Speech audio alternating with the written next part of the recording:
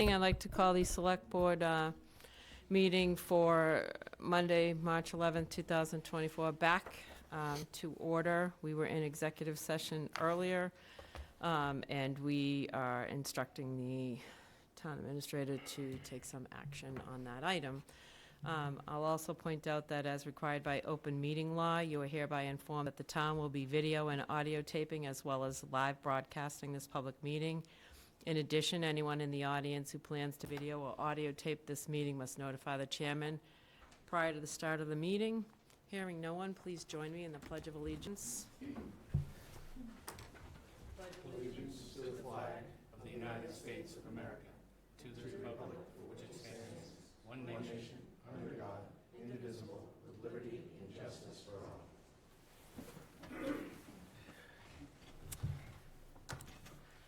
Good evening. We're going to go to public comments and announcements, and Jeff, if you want to, oh, sorry, I was thinking that was your other meeting. Never mind. The next Select Board meeting will be held Tuesday, March 19th, 2024. And is there anyone in the audience for public comment and announcements?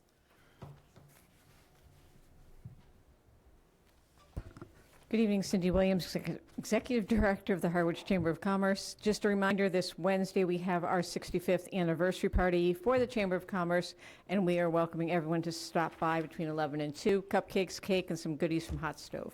Awesome. Thank you, Cindy. Lindy Dell, 32 Hillcrest Drive, Harwich, and I'm clerk to the Accessibility Rights Committee.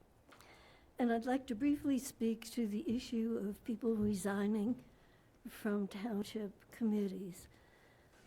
I've been very interested in your conversations over the past two meetings.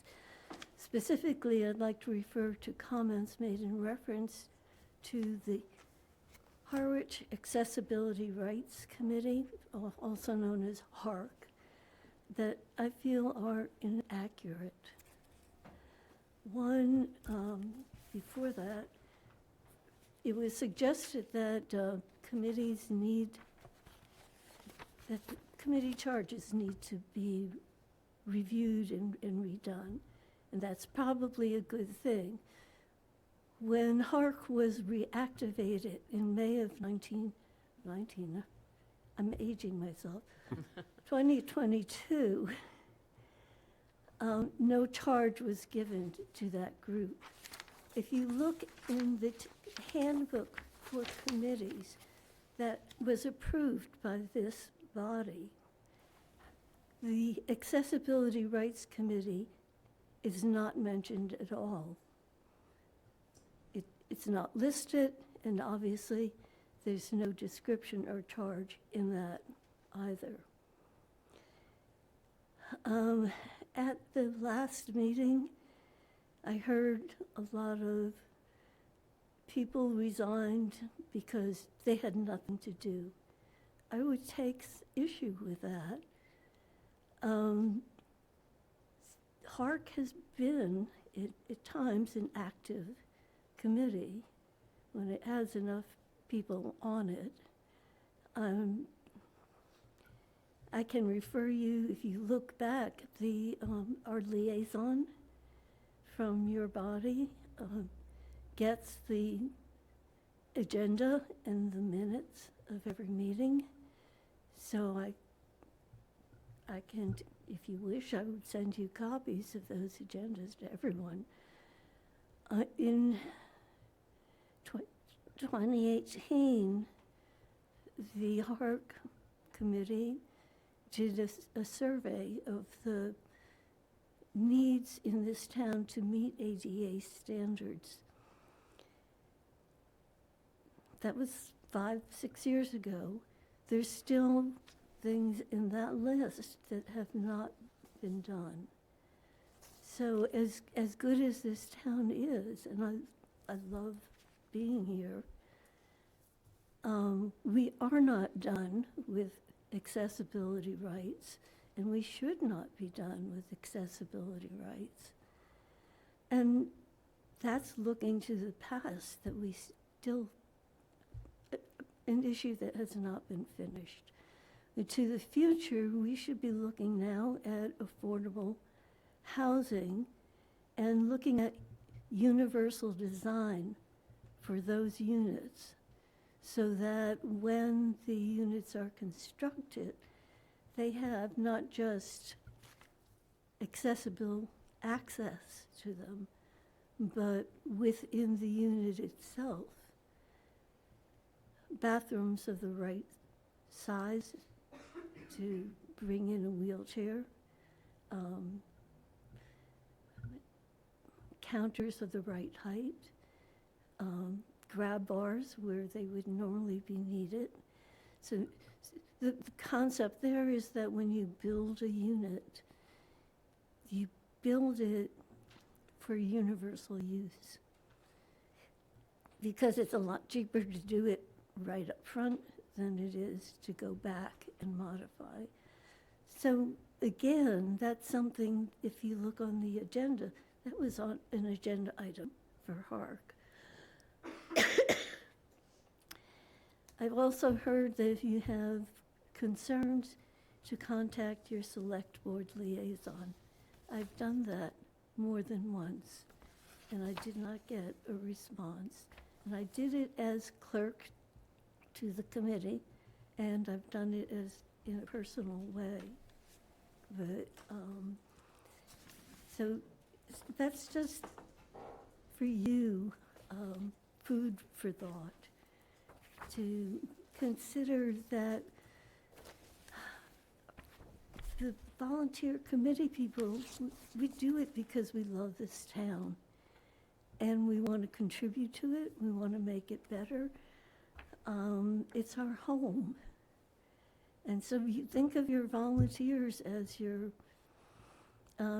home repair and maintenance committee. that you know, that we will do what we can to improve, but there are times when we just need answers. Like, how can we go about this? What's the best path for me to contact other department heads if it's something that Public Works needs to do to complete? The committee had a whole bunch of questions like that we didn't get answered and would like to. So I strongly disagree that there's nothing to do. There's still a lot to do. And I appreciate you listening to this. And I hope it's food for thought. Thank you. Thank you for your comments, and I would just say that we do have a discussion on the committee later under new business, under item D, and we certainly do appreciate your time, and you're right. Volunteers on committees are really the way we're able to stay informed and function, and if you're having difficulty, you can certainly send the comments on to me, the chair, and I will distribute as well. Madam Chair, could I ask for her name again, please? Lindsay, wasn't it? Was it Lindsay? Lynn. Lynn. Oh, Lynn, sorry. Thank you, Lynn. That was 32 Hillcrest. Yes. Valerie Bell, Cape Light Compact, and I'm just here to give you sort of an update on what's been going on. Currently, the big push these days is equity, and a lot of times in the past, home energy audits, people, getting their insulation done and buying an electric car and getting a heat pump was dependent on your income. You had to have the wherewithal to do all of that. Well, now we're switching gears, and Cape Light Compact has several programs specifically for moderate and low-income homeowners and renters. There are renter programs. So, for example, in moderate income, if an individual with an income between $45,000 and $60,000, they could get up to 100% of their weatherization and insulation and get a really good deal, up to 80% on installing whole house heat pumps. And then if you are actually low income by state standards, then you get the heat pumps for free, everything for free. All the information is on the Cape Light Compact website. For anybody who doesn't have a computer or, doesn't want to access it that way, you can always just give them a call. And they have, there's actual human people at the end of the phones, and they do not live in India. They are actually right in South Yarmouth, and they will answer all of your questions, and they're really, really nice people. And the second program I'd like to bring to your attention is kind of interesting. It is the other group that kept getting left out of all of this energy efficiency were nonprofits. Things like churches and small agencies that, did really good work for the community, but never really had access to any of this. Well, now we have a nonprofit program. So if the nonprofit has to be on the Cape, you have to actually be a 501(c)(3). It has to be official. You can't have, your account can't exceed 1 million kilowatt hours for 12 months. Most agencies on the Cape don't exceed that. And there's an application right online, and I belong to the Harwich United Methodist Church. We applied, and our little church is getting insulation, light bulbs, all kinds of weatherization, and heat pumps for the whole church for $0. So there's a lot of programs out there, and I know sometimes it's hard to connect the people who need them to the program. So put it out to the universe. If you work with anybody that has access to these populations, help them out. Great, and Val, do you have the phone number and the website to direct people to? I do not have the phone. I can get it on my phone. Yeah, okay. Yeah. But thank you. Thank you. Don? Don't go anywhere. I'm just curious whether they have since addressed with something of an anomaly for the 501(c)(3)s. The theaters as a group were never able to qualify because it was self-regulating. If they didn't have enough money to cover a production because of the massive cost of the electricity for that, they'd pass on it and do something smaller. But to my knowledge, I mean, I'm involved with the Chatham Drama Guild, been involved with the HJT, and I can't think of a theater around here that could qualify under the rules because of the continuous load that they were looking at. Yeah, I would have, you would have to look at the actual electric bill over the 12 months and just see really how much did they use. Most of them look like a mountain range. Yeah, Most of the but theaters. 1,500,000 kilowatts, I mean, that's a lot of electricity. But that's a good question, and I will take that back to the compact, and I will see, That's what I was looking to do. what they want to do. And thanks to Cindy, we now have a phone number. It's 508-375-6644. Great. Thank you. Thank you.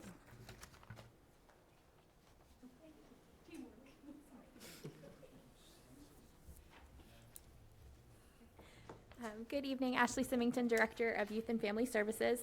I have a few programs that are getting ready to run in a couple of months, but registration is open currently, so just looking to kind of let you know what's going on. The first one is going to be happening in April, and it's a collaboration between my department and several of the artists over at the 204. We're going to be running a program for high school students called Creative Collaboration, excuse me. Students will be able to choose between 3 projects and 3 different artists to work with. The professional artists that are working with us for this pilot are Mitzi Bramble, John Bonani, and David Criveno. Mitzi will be doing mask making, John's going to be doing poetry writing, and David is going to be doing a mixed media self-portrait. Thank you. Pilot program running in April, again, Wednesdays from 4 to 5:30. It is free. Registration is required. Folks can just kind of contact me if they want to sign up, and that one is geared towards students over at Monomoy High School. Yeah, the second program that we're getting ready to kick off is going to be similar to art and happening in May. This one's going to be for middle school students, building confidence through art. So it's a program for middle school students to come and just kind of build self-confidence through the act of creating art. I will be leading this one. Registration is required for it as well. Space is limited for it. We're going to be meeting over at the 204 on Thursdays in May from 4:30 to 6 p.m. And then the last one is a collaboration with the community center. Thank you to Carolyn and Reagan for helping me to put this together. We are going to be hosting a teen job fair for summer jobs. It's going to be on May 9th from 4 to 8 p.m. We really need some help getting the word out to businesses who hire teens. So to kind of come, we have lots of table space that's available and open to kind of anyone. We're particularly looking to target Lower Cape area because some of our teens don't drive and sometimes transportation's a challenge. But any jobs that hire teens, we are looking for participation from. That's great. Great, thank you. Thank you so much. Yeah, thank you. Emily?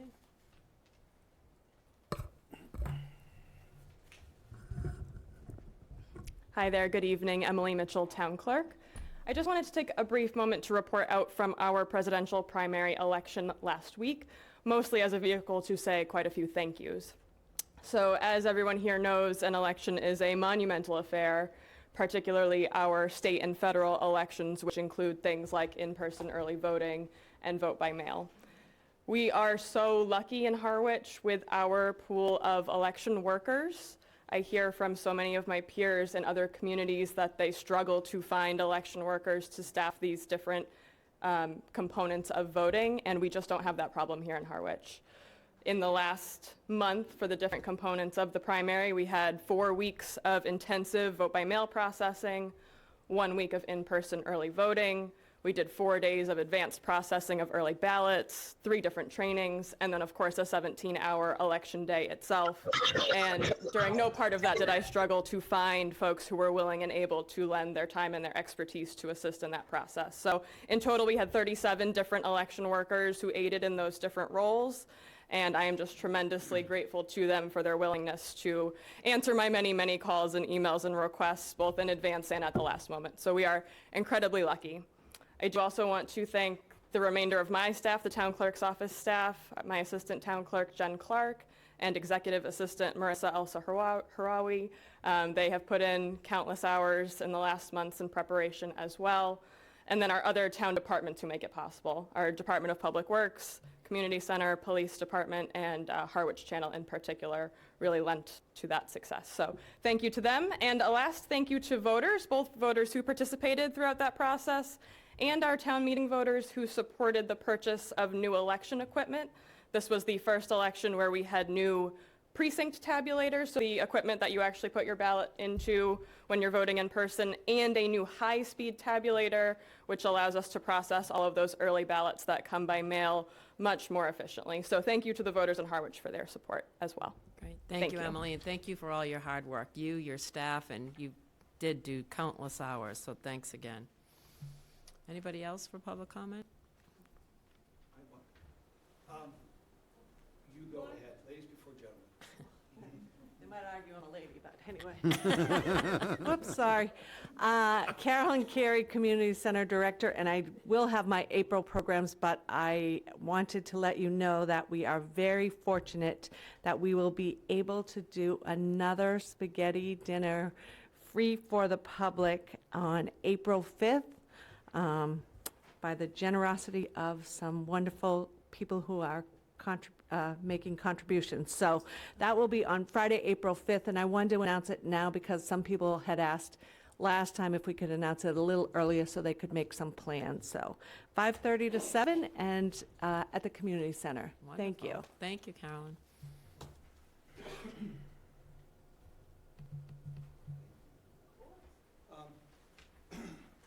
This is a little late, but my name's Frank Boyle. I wanted to make a public comment in regards to the Waterways Commission and the determination of who's going to be servicing the mooring fields. For the past 10 years, Chip has been working for the town, various capacities, to service the mooring field. He's done a terrific job. It's very difficult, dangerous work, and he's really risen to the occasion. Recently, there was a deadline that was missed by 9 days to renew his application to continue his work in Pleasant Bay, Round Cove, and Herring River. The harbor master I spoke to today said that, you know, a deadline's a deadline, and he had no interest in it, that it was done, finished, that the board had chosen, made a decision, and it's over.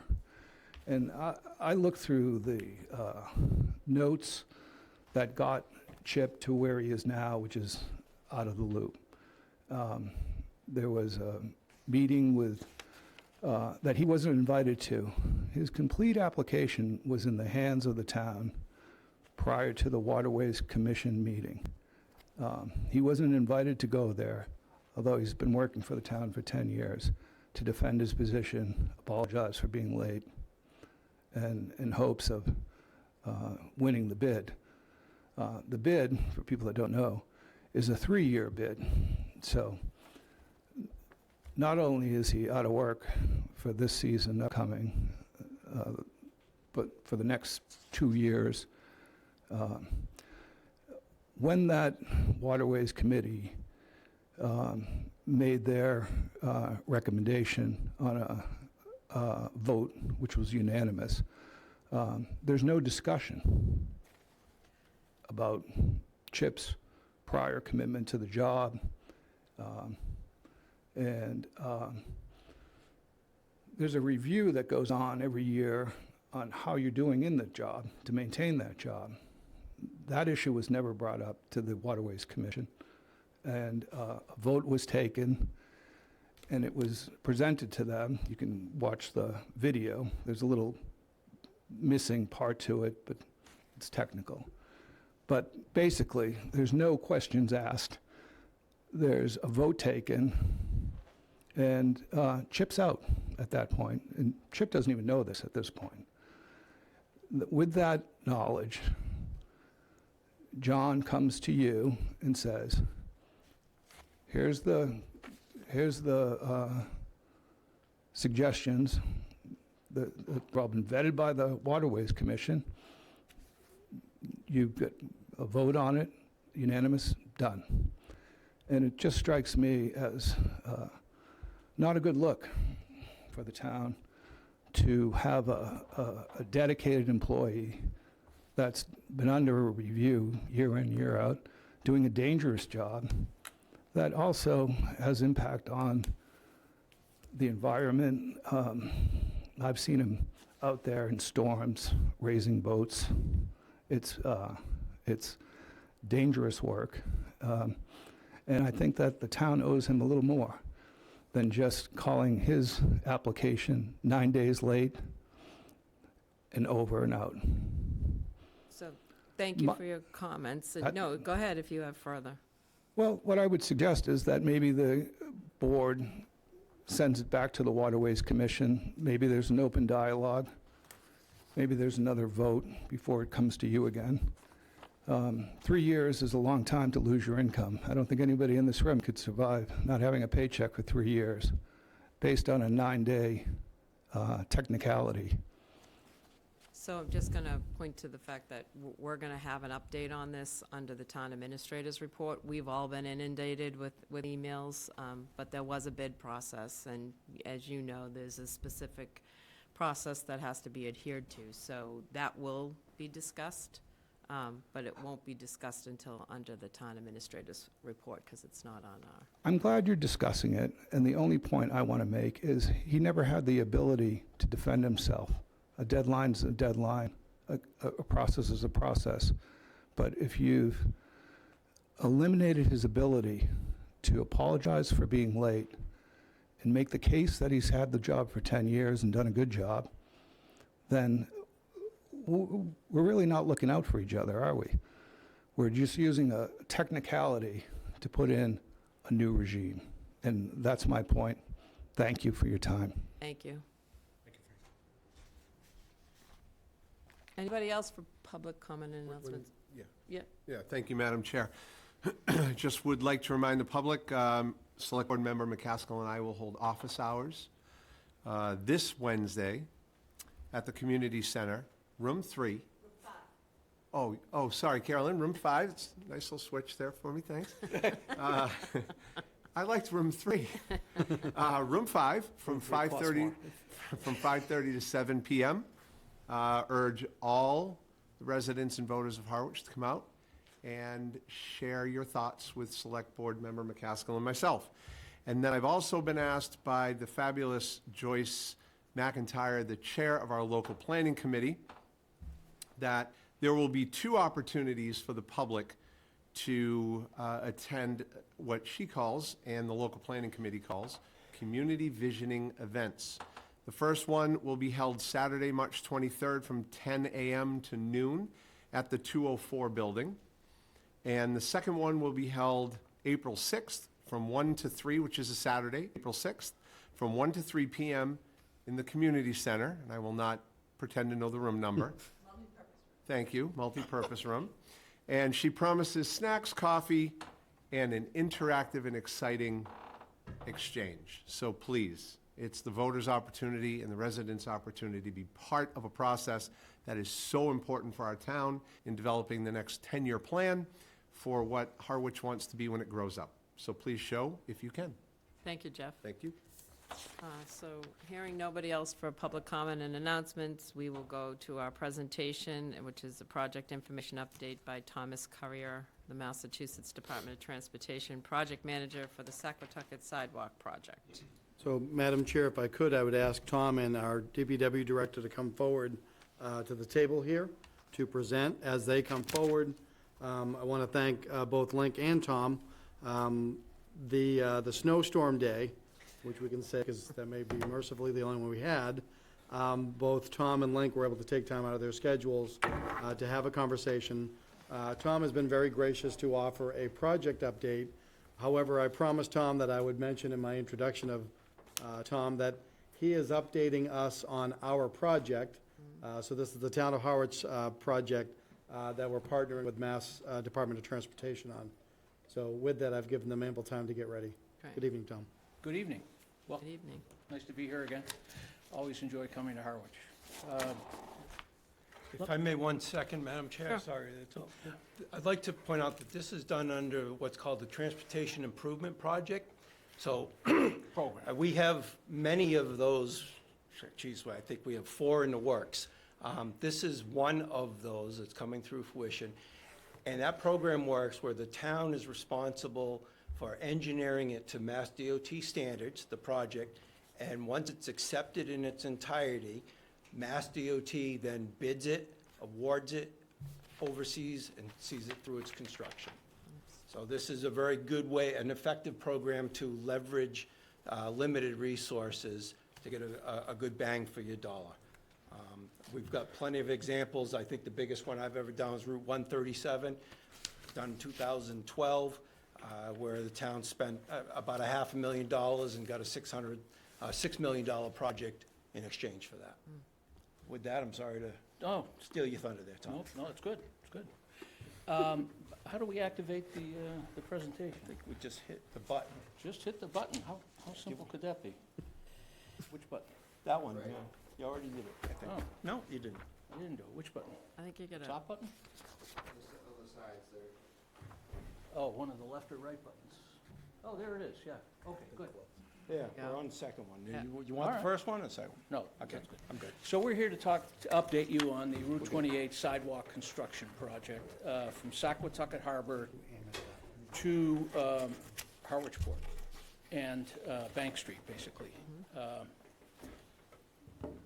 That's the project from Bank Street on the left to Saquatucket Harbor on the right end, the east end. What did we determine? It's a little over a mile, I think. 3,300 linear feet. Oh, okay, so just under, two-thirds of a mile. Who's counting? Right.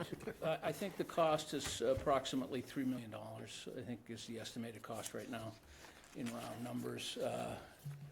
The town is paying for the design, the town's the proponent, MassDOT owns Route 28. However, we're very grateful that the town is doing this. We think it's just a wonderful project.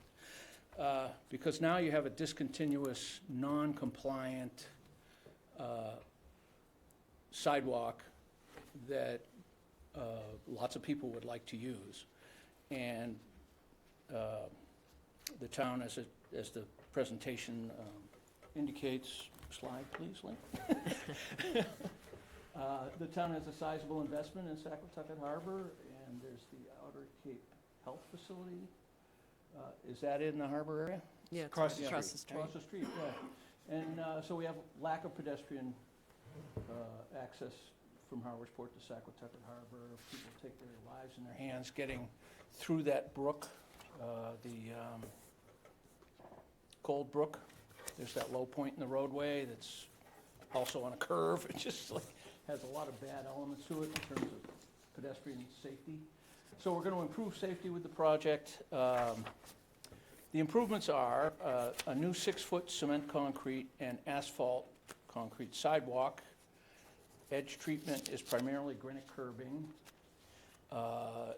We're making drainage upgrades, including some that we made a promise to try and improve the treatment of the runoff that the drainage system will capture. We made that promise to the Concom Commission a couple weeks ago, and I believe your designer has succeeded in finding some places where we can add infiltration chambers under the sidewalk where MassDOT prefers them to be, not in the roadway. And that'll help treat some flow that would otherwise go untreated out to Saquatucket Harbor. So hopefully we're going to fulfill that promise we made, and it's a little better of a project for that. So we're going across Cold Brook on Route 28 with a slight little moment slab structure that will support the sidewalk and reduce or limit the amount of impacts we have to that resource area, the natural resource, the brook, and the brook embankment, and so on. And that's how we're getting through there. It's also a steep slope, as you can understand, but that in very general terms is the proposed improvements. The status of the schedule is that we're almost ready to receive your final submission, which is a combined 100% / PS&E, which is an acronym for Plan, Spec, and Estimate. That's the final package that basically represents what we put out to bid. We do a little buffing up. We add some contractual language to the specs, and we go through and check for consistency between the estimate and the plans and the specifications to make sure there are no issues there. We just kind of one final look, and then we put that out to bid. So we're almost there. Your designer, VHB, Steve Rhodes, has been doing an exemplary job. Not only is he a very pleasant person to work with, but he's also a really good engineer. And VHB has a long track record on the Cape and do great work. So all that's working very well. We hope to be in construction in the winter of 24, 25, 2024, 25. So we put it out to bid this August, and we'll identify a low bidder late fall and give them a notice to proceed, and they'll be able to get some preliminary work done and start, digging in earnest in the spring of 25, I suspect. It should take probably 18 months, I would think, 3 little construction seasons, if you will, as we have this summer moratorium, as I'm sure you're aware, especially in a town like Harwich. Everywhere on Cape Cod, actually. So they get spring of 25, fall of 25, and spring of 26. And with the winters we've been having, they'll be able to get a lot done. Maybe it'll go quicker. It's only a sidewalk. There's not a lot of deep excavation except for the drainage. But the drainage is very worthwhile, And that's what I have for you tonight. I know there's a lot of, I've been speaking with people before the meeting, and I know there's a lot of concern about the utility pole relocation, and because current MassDOT policy and federal policy is to move obstructions away from the edge of the roadway. So the poles currently fall next to the gutter line in the sidewalk. We want to move them to the back of the sidewalk, which we've proposed to do. And in every instance, we've tried our best to locate them such that they are least observable from the other side, from the property side. I think we've been very successful with that. I know there are probably a few folks who disagree. I'm sorry, but we're at final design. We can't redesign the whole, you can't move one pole without affecting the others, and not just the two adjacent, but it's a cascading effect. And it takes all the utility companies, including MassDOT's participation, to arrange where these things are going to end up. And we've done that, and we think they're in the best location possible. We're going to take every effort, every precaution to minimize the amount of tree trimming we have to do when we move these poles and the associated overhead wires with them. In most instances, we try to, wherever possible, we try to put the pole not in front of somebody's front door, but on the property line dividing their property from their neighbor at the street layout line, if you will. So that's a kind of a T. We put the pole there. It's typically out of, the least visually obstructional type of location, if you will. I didn't say that very well, but anyway, we think that's a better place to put it than in front of somebody's, in the middle of their frontage. We try to put it to the edge of their frontage. And so that seems fairest for them and their neighbors, and so on. Sometimes this generates, I know at Snow Inn, we have generated a slight aerial easement over a couple of folks who live near the corner of Snow Inn and Route 28, because one pole that's moving to the back of sidewalk is moving slightly around the corner onto Snow Inn, that little radius that every street has. So it's moving, probably 10 feet back. It'll be on the back of the sidewalk heading down Snow Inn, just around the corner from 28.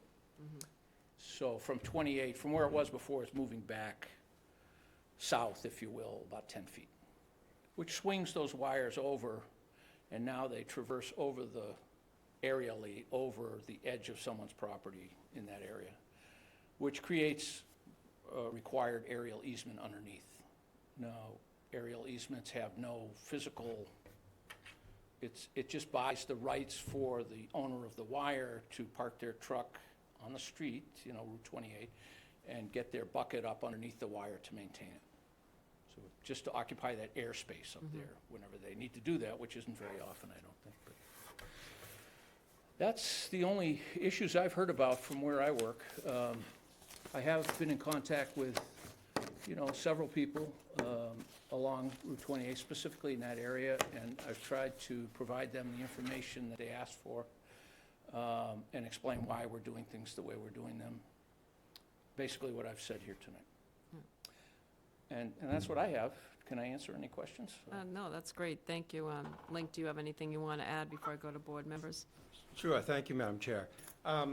This project was initiated by the Board of Selectmen back in 2014, if you can believe that. 2014, with the recognition the town was going to be spending a boatload of money upgrading Saquatucket Harbor. We never got any real traction on this project until 2021. I've been in this game a long time. I have never seen DOT grant this type of project. That means we have got exemptions from just about all aspects of the Complete Streets policy in which all of their projects are based upon. I mean, you got to go back to the footprint program, I think, like 25 years ago to see We never this. build just one sidewalk. That's my point, was this is about as minimalistic as one could be, getting some pedestrian connectivity from Bank Street down to the harbor. I really, again, I have to thank Pam Hasner, who has since retired. She was the, chief designer, planner at She was the District 5? project development engineer in District 5, which Yeah. is all of Cape Cod, Bourne, and actually, it's the biggest district in the state. They're out of Taunton, but Pam has just recently retired, and if it wasn't for her, we wouldn't have this project. She worked a miracle somehow. She worked, yes, a real miracle to get exemptions from their own policies in order to do this sidewalk. Well, it's wonderful to have the idea that we're going to have safe trespass, you know, the ability to pass safely, and the fact that we've got our upgraded harbor and a lot more activity, and then on top of that, a cultural district that connects, you know, so we have ultimately the best of both worlds in that regard, never mind the speed, which you've just identified, which is unusual. I know it may not sound like a big deal to folks who aren't in the business, but believe me, the federal government doesn't let us build one. MassDOT's policy definitely wants 2 sidewalks and bike accommodation, but just to get this one little sidewalk in is fantastic. No, that's good. And it is the right approach in this stretch of Cape Cod on 28, definitely. Thank you for your presentation. I'll go to board members. Don? Thank you, Madam Chair. Yeah, Link knows this. I can go back to 2000 when I started serving, and this has been discussed forever. And I'm not going to trivialize anybody's objections, but I will say that the perfect is the enemy of the good. We have tried so long and so hard to do, especially the TIP projects that we were talking about through the years, have always dropped dead because of the requirements to change the character of the area. And we're leaving out the fact that there's a massive new medical facility there too, as well as the harbor. And looking back, the 25 years, I mean, you could have shot a cannon down the middle of Route 28 back then and not hit anybody in the winter. So that you've gotten this, I mean, I'm extremely grateful that you folks have worked with us to be able to get to this point. I would encourage everybody to recognize what the destination is. It's not about their own agenda. It's really about the good of the town. And you folks have definitely bent an awful lot of rules to be able to get us to this point, so thank you. Thanks very Thank you, much. Don. Jeff? I'd just say thank you for being here, and thanks for all your hard work, Link. And I have no questions. Michael? What Don said. Thank you for coming. Thanks for the Sure, update. yeah, I always enjoy coming here. Great, thanks a lot, I appreciate it. And Joe, did you have any other follow-up, or? Just that we did receive communication from council for one of the neighbors on that project list. Board members should have that in front of you. However, you may recall that other than the cover letter, the materials in that were presented to you by a neighbor, I think back in late January. The director and I did meet with those neighbors in that area before I talked with Tom and the director on February 7th. So I think Tom's covered it very well this evening. We're aware of these objections. However, I think it's been well articulated, the benefit of the project overall. Thank you, Joe. Thank you. You bet. Thank you very much for having us. Thank you. Jeff? Thank you, Madam Chair. I move that we approve the Select Board and the Financial Committee meeting minutes for March 2, 2024. And I move that we accept a gift in the amount of $200 for community programs at the community center donated by Harwich Women's Club. Second for the Finance Committee. Second? Okay. Any discussion? Don? No. Oh. Michael, do you have anything? Okay, so all in favor? Aye. Now we have our public hearing. Madam Chair, I don't believe I have, want me to just read it straight off of that? Yeah, Because I don't have the notice in this packet. no, I didn't see it. Hi, Dan. Do you have it, Joe? Thank you. This stinks. Of course. Okay, yeah. Okay, Madam Chair, notice of public hearing, March 11th, 2024. Pursuant to Mass General Law, Chapter 8310 and Chapter 295 of the Code of the Town of Harwich, the Select Board acting as Town of Harwich Stormwater Authority will hold a public meeting on Monday, March 11th, 2024, no earlier than 6 PM in the Griffin Room at the Town Hall at 732 Main Street, Harwich, Mass. 02645. Down Cape Engineering as representative, Christopher Auer as applicant, and Mark Giarusso as owner, seek a local stormwater permit through application filed pursuant to the Town of Harwich Comprehensive Stormwater and Illicit Discharge Regulations for proposed 7-lot subdivision plan, Wildlife Circle, in quotes.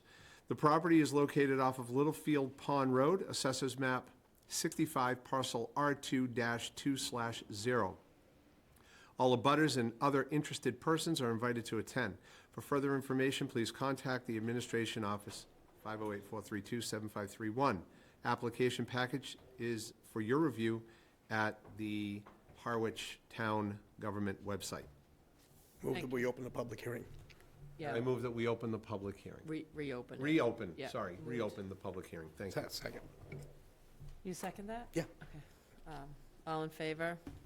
Jeff? Aye. Aye. Michael? Madam say Chair? aye. If I could very quickly, we're also joined by representatives from VHB Online. I believe Kelly Siri and Steve Rhodes are here. Kelly is going to be the lead for VHB. Great, thank you. Thank you. Good evening. My name is Dan Ojala. I'm a land surveyor and civil engineer with Down Cape Engineering in Yarmouthport. I'm here with a stormwater permit, a selectman's permit. These are the permits which are required now by the state, and it's adopted locally. Many of the towns are doing them, but where you disturb over an acre of land is usually the trigger, or a subdivision. And here we're both. We're a small subdivision of land. This is in the southwest corner of town. We had done a preliminary subdivision a number of years ago now, a few years ago. Board of Health approved, and we moved through the planning board and then filed a definitive plan. That was approved last year, and one of the conditions is that we have a turtle sweep, work with NHESP to get the, there was some, not endangered species, but a species of special concern, which is a eastern box turtle out of the perimeter. So we've had Mike Ball of Marsh Matters Environmental sweep it, and we've set all the monuments around there, and we're going to maintain a silt fence around the project. Stormwater is pretty straightforward. We're collecting everything, deep sump-hooded catch basins to secondary, deep sump-hooded manholes, and discharging to 3 subsurface leach pits, which then would overflow to a natural no-fill drainage easement area on the west side of the site. Pleased to say this site has a lot of open space around it. There's wildlife and conservancy area, so that the amount of impact is actually somewhat reduced, and there's some off-site large tracts which are being preserved in perpetuity too. Some of them are under the power line easement, but still valuable resource areas to not have horse corrals or anything else developed on them, and a good amount around the perimeter of the site here. I won't bore you with the details of how we, the stormwater permit, but suffice to say, you follow the subdivision rules and regulations, standard drainage calculations per the state stormwater guidelines. We follow your regulations. VHB did a nice job reviewing it. Kelly had early on picked up on the additional manholes requirement. We had them review the application, I think about January 15th. They had about 10 points. We covered those, and then re-reviewed it a couple more times until we're here tonight. I think everything is satisfactory, meets all the rules and regulations, and I'd certainly be glad to go into any more detail if you need, but that's the summary. Thank you. Thank you, Dan. I think we can go to VHB and let them provide any feedback. Is that Kelly? Hi. Yes. Can you hear me? Yes. Okay.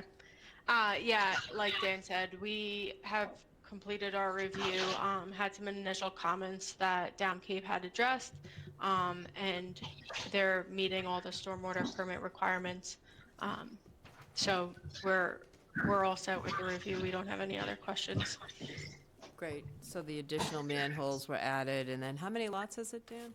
It's 7 lots, but it's replacing at least 2 original ANR type lots, so net gain of maybe 5, but there's 7 total. Total. Thank you. Any questions from board members? Michael? The only thing I had was a comment from someone in the public today related to to a bioretention basin, and the comments were that they turn into mosquito breeding grounds. And I remember the last stormwater permit that we permitted, that was a big part of the questioning, was who's gonna maintain this? And I know on that last one, there was an association being formed, and the association would be responsible for it. So who's gonna manage this after the fact and see to that it doesn't turn into a breeding ground for mosquitoes? Right, so Mr. Auer will be the personal signatory. That is transferable by a contract to a new buyer or owner. That would then transfer to a homeowners association. It's a private road, so they would maintain the road and the drainage systems. There's an operations and maintenance plan in place that talks about that. In this particular design, there's very little risk of that because we've got up-gradient infiltration prior to the natural area. So on most storms, not one drop will go into that low area. So it wouldn't become a pond typically. It would remain a dry, natural overflow area. So very little concern for mosquitoes on this particular site. Perfect, thank you. Unrelated, Julie, just as a future topic, the request was that we take up having a third-party inspection Right. on some of these more open ones, and there was examples given, so Yeah, thank you. and No further questions. On that also, I had recently, in the last couple months, talked about, how we're tracking these for planning and et cetera, and it's being tracked by our new community development director, Christine Flynn. Jeff? I have no questions. Thank you. Don? Just to note that, I get the mosquito problem, but we've been talking about this for years. I was on the planning board when we started discussing this, swales versus basins. That's an ongoing problem because basins themselves aren't really a total solution. So I get the mosquito thing, but aesthetically particularly, doing it this way is like an advantage. Yeah. The trick is to make them big enough and have them be pervious enough so they don't hold water. If they get construction silt in them, you can be in trouble because it'll gum up just like any other puddle on the side of the road or a muddy lot.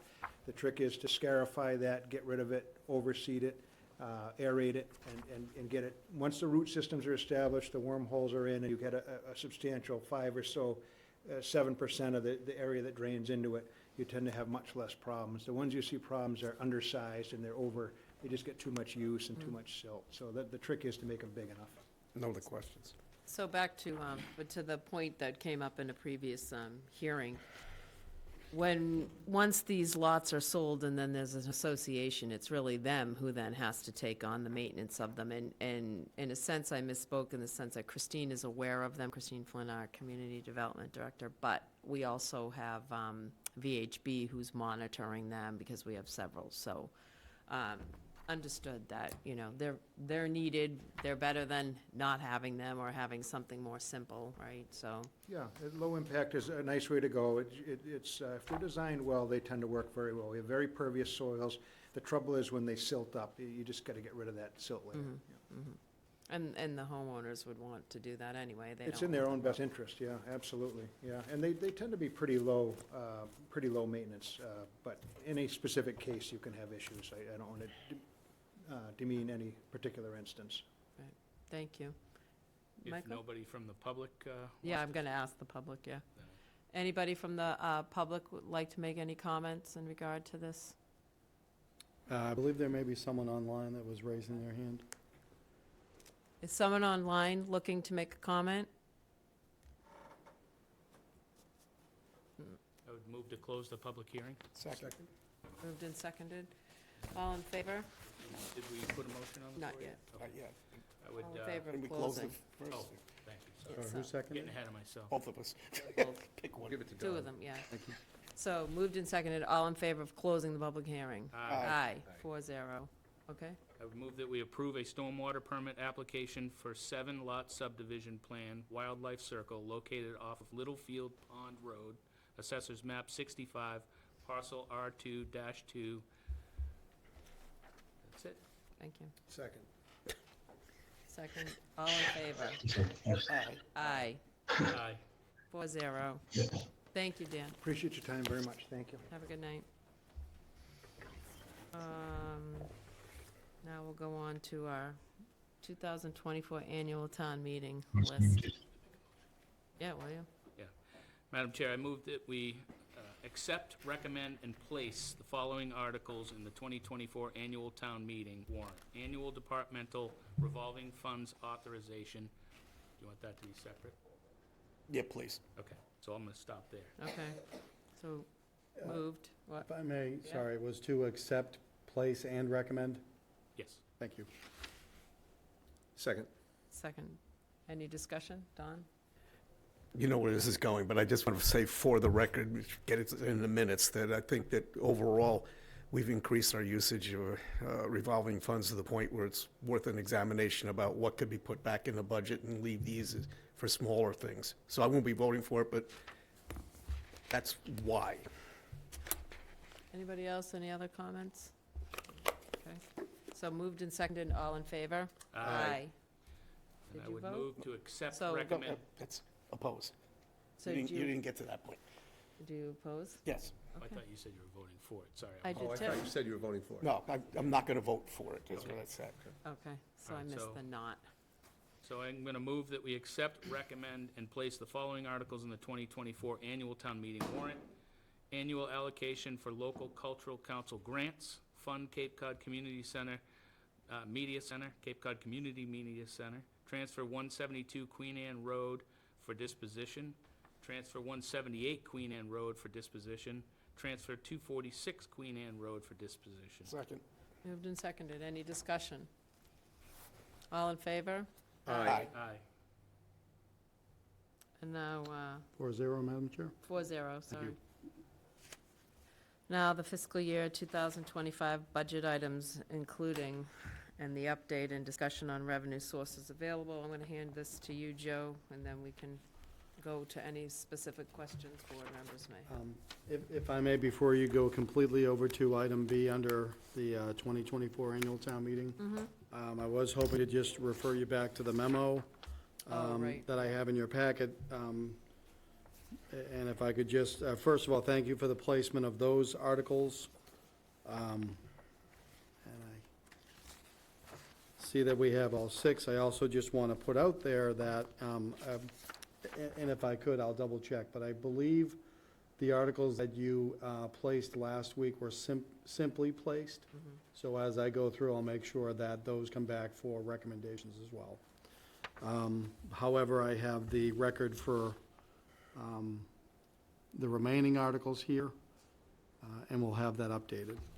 So as you can see in the memo that I presented to you last Friday, as of Friday, there were a potential for 46 articles that can be placed in this warrant as we go forward. And I think it may be helpful if I could go through the categories and how they're laid out. Again, this is in the memo for your reference. There's one article that's related to being an appropriation, 5 articles that relate to budgets, 6 articles that relate to capital, if that's the way you wish to proceed, 13 articles directly related to community preservation, as well as an additional article that is community preservation, but a correction. There are 9 customary articles, 7 of which you placed last week, the remaining 2 that you just placed tonight, as well as the 3 disposition of land that you placed tonight. There are potentially 3 articles relating to governance that I can get to in a moment. And as you know, there are the petitioned articles that you are required to place, but also just wanted to put out there, the game plan is for you folks to hear from the petitioners at your meeting on Tuesday, March 19th. Council did provide a Word version of that so we can show to the petitioners to make sure we've captured their articles. So those will be in your packet. Those are expected to be distributed to the petitioners, the board, the bylaw charter review, and finance committees tomorrow, Tuesday, March 12th.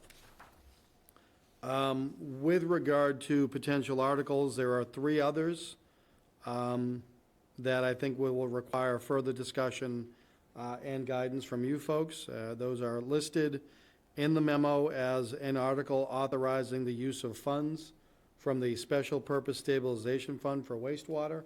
So if we're going to rely upon that source, there needs to be a standalone article. I do want to put out there on the record as soon as possible tonight and go forward, that when we established the two Special Purpose Stabilization Funds at special town meeting in October of 2021, I made statements to the audience that these required a 2/3 majority vote for the funds to be voted out of special fund. Governor Healy had filed legislation which became law in the fall of 2023, reducing the quantum of vote from a 2/3 to a straight majority. So that was not anticipated when we established these. That would be the threshold that would be required of the article. But again, I just want to put that out there because we did not expect that law to be, that bill to become law, and yet it is. Additionally, there is an article that is recommending a repurposing of a prior appropriating article, specifically repurposing Article 31 from the 2013 annual town meeting to supplement an appropriation under Article 12 of the 2019 annual town meeting. And that, of course, is the request that came to you through the Board of Library Trustees, and that's also included in your packet. So I can certainly craft these articles unless there's objection. And then the last one, I just wanted to make sure I captured it. I know the board has talked about a potential sewer assistance program. So if it's not going to be, say, in an operating budget, we may want to consider an article. So I did want to capture that. I'm aware of that one. And of course, that may require some direction and guidance from the select board. Thank you, Joe. Michael? The sewer assistance program, and I believe that was going on for the Board of Water Wastewater Commissioners to vote, and they have that line item in their budget. Excellent. So have we, maybe you can touch base with Dan or the commissioners, but that was a recommendation from at least one of their board members, and I would love to move forward regardless of that, with that program. But if we could clarify that, Joe, and absolutely get the language. The other one that I'm interested in, and I've asked that this be put on the agenda, is for the sale of the Queen Anne Road property that we got $1.5 million and $1, that we put that into a fund for land acquisition. And we haven't voted that as a board yet because it hasn't been on the agenda. But it would be a shame to miss that for town meeting. And I do know in tonight's packet, there's a recommendation for a capital item, and moving that forward. I think there's 2 or 3 more years left on that capital request. But in my mind, it'd be an absolute shame to take a piece of land and sell it, and take it from all of the voters and all of the taxpayers and then use it to fix a building, and that we should continue our capital plan expenditures. The article, Joe, the way I envision it, would be for any and other costs associated with as well. And I know our attorneys can figure that article out. But we've been kicking the can down the road on owners unknown and miscellaneous parcels for as long as time. And it's about a $3 million liability to the town. We've also got a lot of residents that are complaining about subdivisions being built in areas that they thought were owners unknown. And that's only because we're giving other people the opportunity to clear these rather than purchase them ourselves, and use some of those lots for affordable housing, open space, wastewater credits, future wastewater, pump stations, any number of things. Real estate and open space was before us, and we unanimously voted to support 3 areas of town that they wanted to focus on and were prioritized. A couple of those lots are over 30 acres.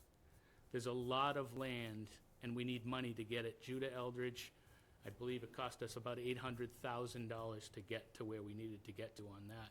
We just missed a lot out behind the movie theater in Harwich. We could have bought what's going to be another development of $2 million homes, and we just missed that one because we didn't have the money to do it.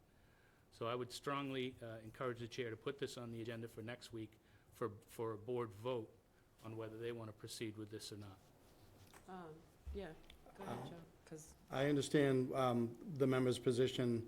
I think you'll also have an opportunity under the funding discussion for budgets to also cover that. So you could get into that issue tonight because it relates presently to the capital plan, but I think you would be well within your rights to give any guidance on that, and if necessary, vote an article next week for some other purpose. Thank you. And then if I could, back to the memorandum, the last item is sort of an inside baseball thing, but it's critical. You folks had talked before about article placement. So right now, purposely, there are no article numbers associated with any of the articles. I can tell you that, a lot of the customary and budget, like we've always looked at Article 4 for the operating budget and other expenditures, but through the memorandum, I would ask the board to give some guidance on specifically where you would want articles to fall. It doesn't need to be tonight, but as we get to finish the warrant, we would need a numbering and a placement sequence for the articles. Well, I think now is a good time to talk about that, so we talked about trying to get the petition articles in the front end of the meeting so that we're not dealing with them at the late hours and only a few people there. So I don't know if we want to sort of every couple, sorry, go ahead, Don. I was just going to say exactly that. I urge you to consider, it doesn't have to be like 6, 7, 8, 9, 10, but I would urge you to consider that almost all of these things have some sort of impact on everybody, even though not everybody is opining on them. I mean, some of them come off as punitive to some people. So that plus an education of the public that if you get something, and you get your opinion across, and you go and leave, the rest of the night, it's still possible to reconsider something. So I think it's really important. This isn't about me saying that they should all be voted down. It's definitely about me saying there shouldn't be 100 people doing it. Town meeting was supposed to reflect the will of the town, and we were kind of subverting that recently because of the second night having, very strongly just zoning and petition articles. Right. So I get that you don't want to group them all together, but maybe you can prioritize within the 4 or 5 of them which ones you would consider to be the most impactful on everybody and put them closer to, the middle of the top 10. Board members, Jeff? Just have a question on Ed McManus's petition article. That one doesn't seem to be controversial. Would that be a fair statement? Yeah, the attainable housing, yeah. I actually had urged him to put it in, and it not only is not controversial, but it opens up something that we know that we've been talking about for, 5, 10 years, about the fact that we're dealing with affordable, like you heard what the numbers were when Val talked about affordable. That's really low. That's not even the issue anymore. The issue is we can't get anything, south. We can't do anything north of 100% right now of area median income. So his is actually a pretty straight up. The governor has talked about changing that to attainable. And all we really need to do is ask, to file special legislation to let us get in on that. It'll open up things for a lot of different types of projects that aren't currently possible. Well, absolutely. Thank you for that. I was just simply trying to understand whether or not that one, out of the 5, would be a very quick. Right. Yep. Right? Yeah. So, as this being my first annual town meeting, I would lean on the 3 of you to give some guidance to me as to how you see placement happening. But if that's a layup, that's an easy one that's not going to have the back and the forth of multiple people. Right. Say we get it out of the way right away. Although sometimes I would caution you, the history of the town meeting is the smaller the issue, the bigger the discussion. Well, no crystal ball for sure, but I think the point being is that one out of the 5 shouldn't take a lot of time. Michael? And to all of your points, I would argue that article should be right before the last article, which is the herring fishery one. Of the night. Because that's not something that's gonna be heavily debated. Okay. And then it's the fertilizer ban, the cutting of the trees, which is 15 pages. Some of these other petition articles, pesticides, they led to long debates. Now, they've all been defeated in the past, but they did lead to some long debate. So I Julie, would say that Articles 1 through 8 we should leave alone. Those are the financial ones. Those are the ones that should draw the most debate that don't. Right. And then I would sprinkle the petition articles in by complexity, I think, towards the beginning of that meeting, and then maybe break them up with the CPC articles. Yeah, like maybe say, I mean, without looking at the list yet, but like maybe through 10 through 20, or 10 through 25 or something. So the idea is to make sure we get it in the first night. Yeah. And closer to the beginning or When the middle. everybody's there. Right. Middle of the first night. So to your point, Select Board Member McCaskill, I'd love to see a proposal next week from Joe with a little bit of guidance that we just gave him. That's right, yeah, I totally agree with you. thanks, Mike. okay. And again, the goal is to have the petitioners come before you on their 5 articles, and we can also have language if you want to then make changes to the sequencing. Right, But I think the guidance is clear, Yeah. and I like the fact that I can do sprinkling. sprinkling, right. I appreciate that. Now, where are we? So then if I could, the next item would be item B, and that's all of the, or most of the financial matters that will come before town meeting. And to the earlier guidance on the budget, the reason why those articles haven't come before you yet is to have these discussions on the enhancement of services and anything else that may impact. But as soon as we get closure on those, the articles are essentially written, and it would just be a quick edit to update any actions that you may take tonight. But to item B, under 2024 Annual Town Meeting, you can first have a discussion, if you prefer, on revenue sources that are available. And again, this may go back to an earlier comment by a member, or the next topic under capital outlay. In any event, if you look at the memorandum that's in your packet, I have materials that relate to revenue sources that are available, capital outlay budget, funding items with emphasis on funding sources, potential changes to the fiscal year 2025 to 29 capital outlay plan, and then, of course, as you've requested, there's more material presented for you to have discussions this evening on the various enhancement of services that were talked about at your budget workshop. So, Madam Chair, members, I can go through each section of the memo or defer to you folks on how you want to proceed. But within that memo, you can see that there's a section on sources and uses, capital outlay plan and budget, and enhancement of services. I think it's helpful to have Joe go through it if you all do. Okay, go ahead, Joe. So first, with regard to available sources, and again, some of this may change just because of the timing of everything, but in that section of the memo, you can see that there's an updated sources and uses. Again, that's a way of really getting to revenue and expenses. I think as you look through that, I'd go back to my notes real quick, that as you look at the sources and uses and then the following draft Appendix B, which is always in support of what we will now understand to be Article 4, operating budget and regular expenses, I did, after a conversation, add a line within administration. Let me just find that for you under, if you look at page 1 of Appendix B, you can see on line 30, administration expenses.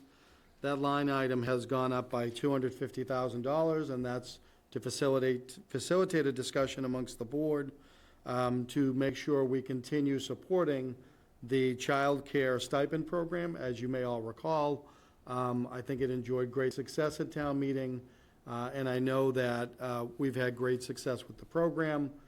And as I mentioned in my budget message on February 5th, the intent of my budget was to make sure we continued the programming that folks were used to or expected from last year's budget to this year, because otherwise we'd be cutting. And I do want to emphasize that that would get to childcare stipend, but also to the ongoing, what's been loosely referred to by me and staff as the Owners Unknown project. So both of those, I would argue, are existing programs, and so certainly a discussion on funding them is warranted tonight and as we go forward. Thank you, Joe. I'll pause there for a second. Yeah, Just a question, Joe, on the owner's unknown one. I see the $250,000 for a child's stipend.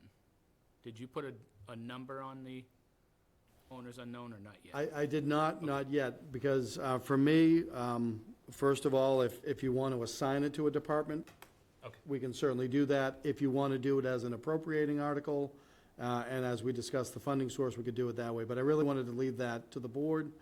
Really, my emphasis tonight is, I think it is correct to say that where I was trying to create a budget back for you folks on February 5th, that did not cut programs. Those were two critical program areas that the board wanted to support, and I believe still supports, so we want to make sure we capture that. Thank you. Any other questions on that, Michael? Not on that part, no. Not on where he's at so far, no. Okay. Jeff? Nope. Don? Nope. Okay. Go ahead, Joe. Then, within the packet, after the 4-page draft Appendix B, you can see that, and I think based on the guidance, this will probably appear next week as Article 5, the Monomoy Regional School District budget. Again, that number is what was presented by the school district to staff and affirmed when they met with you the last meeting in February. We also understand, I think there's a meeting of the Regional School Committee this Thursday, so that if that number changes, that change will be reflected in the draft article. And if it changes, it was only going to go decrease. They indicated to us that it wasn't. That was my recollection as well, absolutely. And then the next one is related to the Cape Cod Regional Technical School District budget. First, I will tell you that I need to embolden the line that says assessment for town of Harwich, as we've done for Monomoy. And again, that number was presented back in January. I had a conversation with Superintendent Sanborn on Wednesday of last week, and they do not anticipate that number changing unless they hear, as we're interested as well, in the local aid numbers that are coming out of the state budget discussions. So if those hold, you'll see them next week as Articles 5 and 6. Oh, Don? This is one of the, I know we're not, it's awful late in the cycle this year, but it seems like there are certain things that just wind up being late every year, and we never have the discussion we say we wanted to have. And just want to bring up that at some point, Dr. Sanborn, that we have the discussion that we've been having about who pays for the resource officers there. And that really needs to happen, because unlike the rest of the formula distribution, where all the students get the same basic services and everything, doesn't matter where you live, we come with an extra burden of having to provide the resource officers for everybody. Yeah, So, that's a conversation. We have to have it at some point. We can't just say we'll do it next year. Yep. Madam Chair, if I may, if you watched maybe you already have the Finance Committee's discussion with the Cape Cod Tech, the resource officer came up, and they were actually talking about increasing the cost of the resource and then spreading it out over. So it might not be a bad idea to go and look at that meeting. There's a certain imprimatur that Yeah, no, I when understand. we say it, as opposed to the Finance Committee to them, I get it. and they need to know we're serious about it. At least the conversation's beginning. Yeah. Yeah. Got it. If the board likes, I can reach out to Superintendent Sanborn to see if he can present to you either next Tuesday or the following week, whatever the Yeah. pleasure of the board is. That's fine. I mean, if he has time, I think it's a conversation worth having.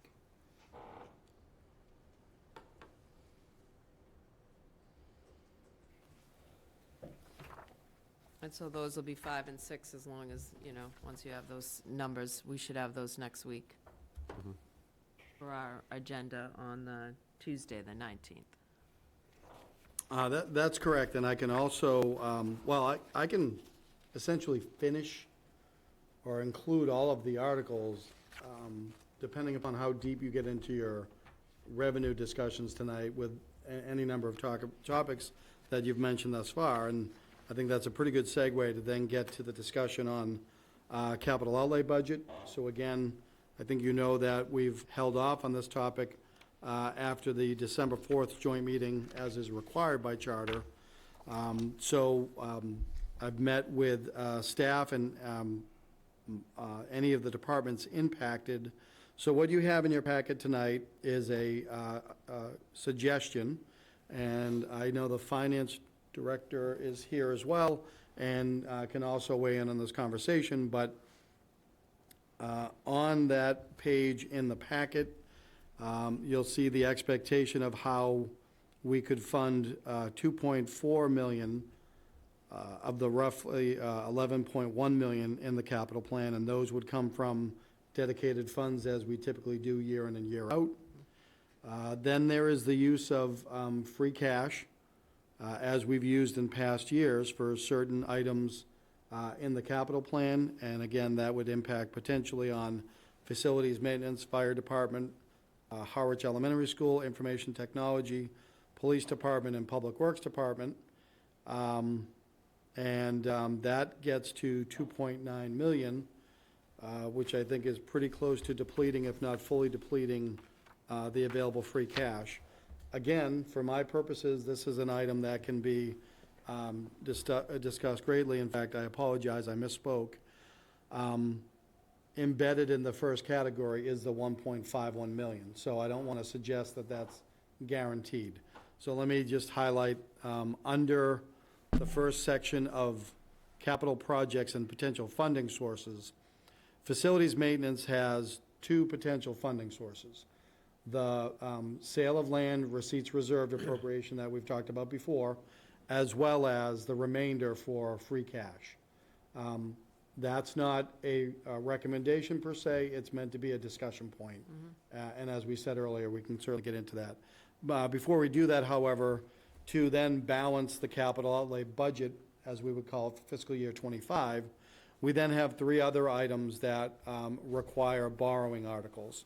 So that would be 2.5 million related to the Gulf's irrigation project, 1.5 million, which is really related to Chapter 90 funds for the Public Works Department, and there are funds related to the Water Department that they were looking to take out of retained earnings.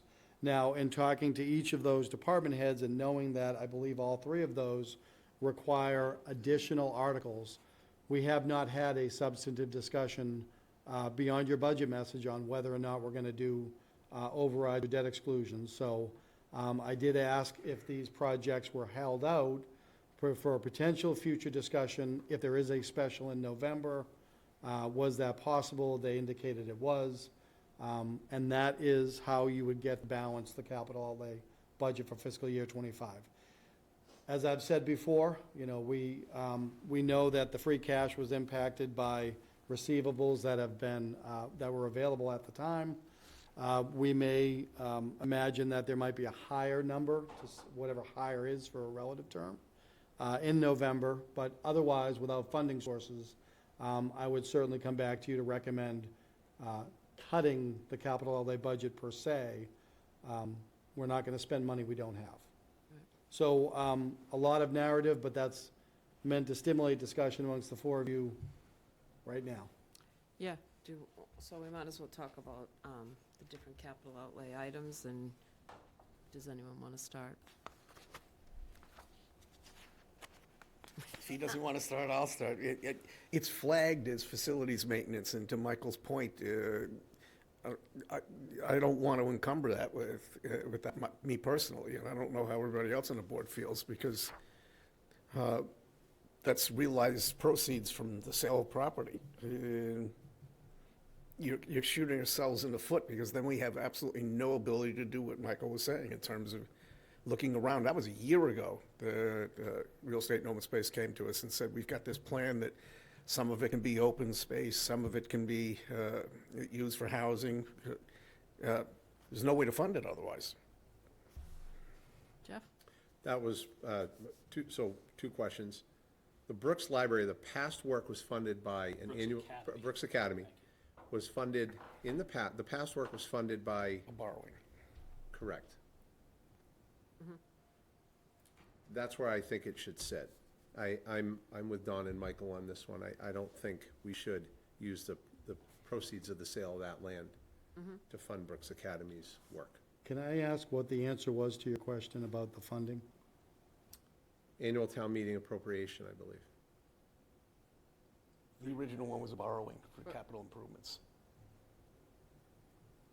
Okay, so I'll get the answer from Joe, just so I hear it straight.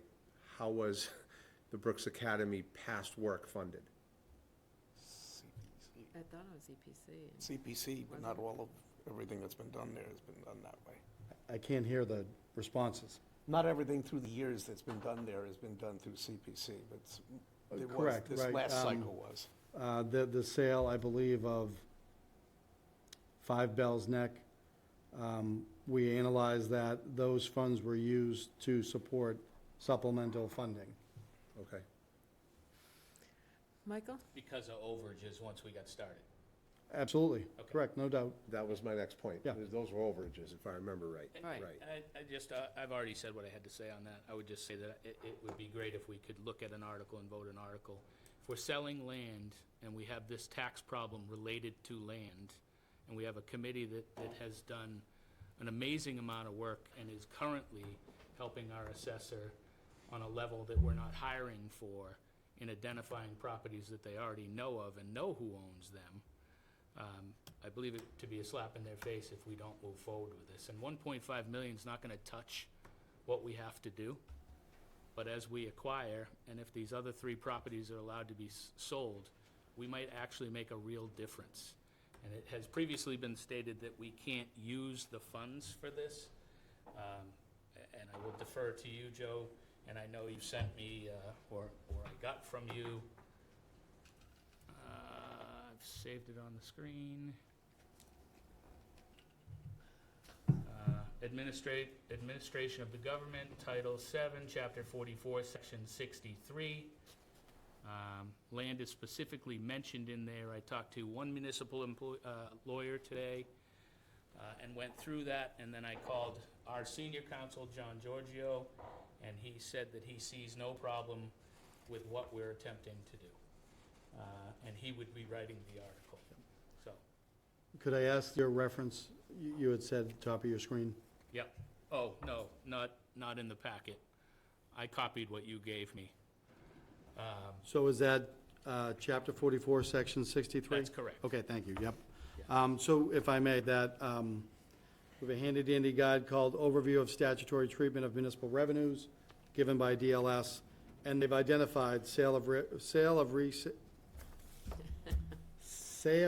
real estate proceeds, which is a receipts reserve governed by Chapter 44, Section 63. I'm not in any way, shape, or form arguing with council, and I agree with what the member said. I will rely greatly on council to develop the article if that was the will of the board. And then if I may, as you have your discussion, there can absolutely be an article on the 19th. I would ask for guidance relative to the capital plan, just so we can, start to assemble that as well, if you have that tonight. Okay. Jeff? Just another question. So I feel this is a good strategy for a long-term great outcome for this town. What do we do with the capital outlay budget with the facilities maintenance line? Do we just take facility maintenance out, and if the pleasure of the board is to put in real estate and open space, Michael law, is that what we put in there? What do we replace that with, and then where does facilities maintenance go? So, go ahead, Don. It's too late for CPC. Right, this is why I'm asking the question, because clearly there needs to be a facilities maintenance. Yeah, but we said up front, correct me if I'm wrong, we said up front it was our desire as a group to not necessarily tackle everything here and go defer some of these things at a fall town meeting. I'm not sure that we need to actually tackle this second, but we do need to stop it from being headlined as being a capital improvement or something. That's correct. That's correct. Yeah, so I think the general consensus is that we're not going to go forward with the 1515 for facilities, right? And that we'd like to see it come back as an article to fund owners unknown research. That would be my feeling. Just making sure I'm getting it clear. And just to the last question, Jeff, Yes. 1.160 million of this facilities number as it exists right now is related to Brooks Academy. That's right. So we're only taking offline something that really wasn't online, because the description is compiling projects that was previously stretched out across FY '24 through FY '27. Yes. So it's only an ask to bring things forward. Right. So it's not as though we're kneecapping facilities. And we did, to the earlier point, come up with extra money from sale of buildings last year to go their overages, and I believe we spent almost 2 million in the past 2 years on that building. Yeah. And that, a lot of this is future work. Mhm. And maybe it belongs in the future and give the taxpayers a slight break on Right. that building for a bit. Don?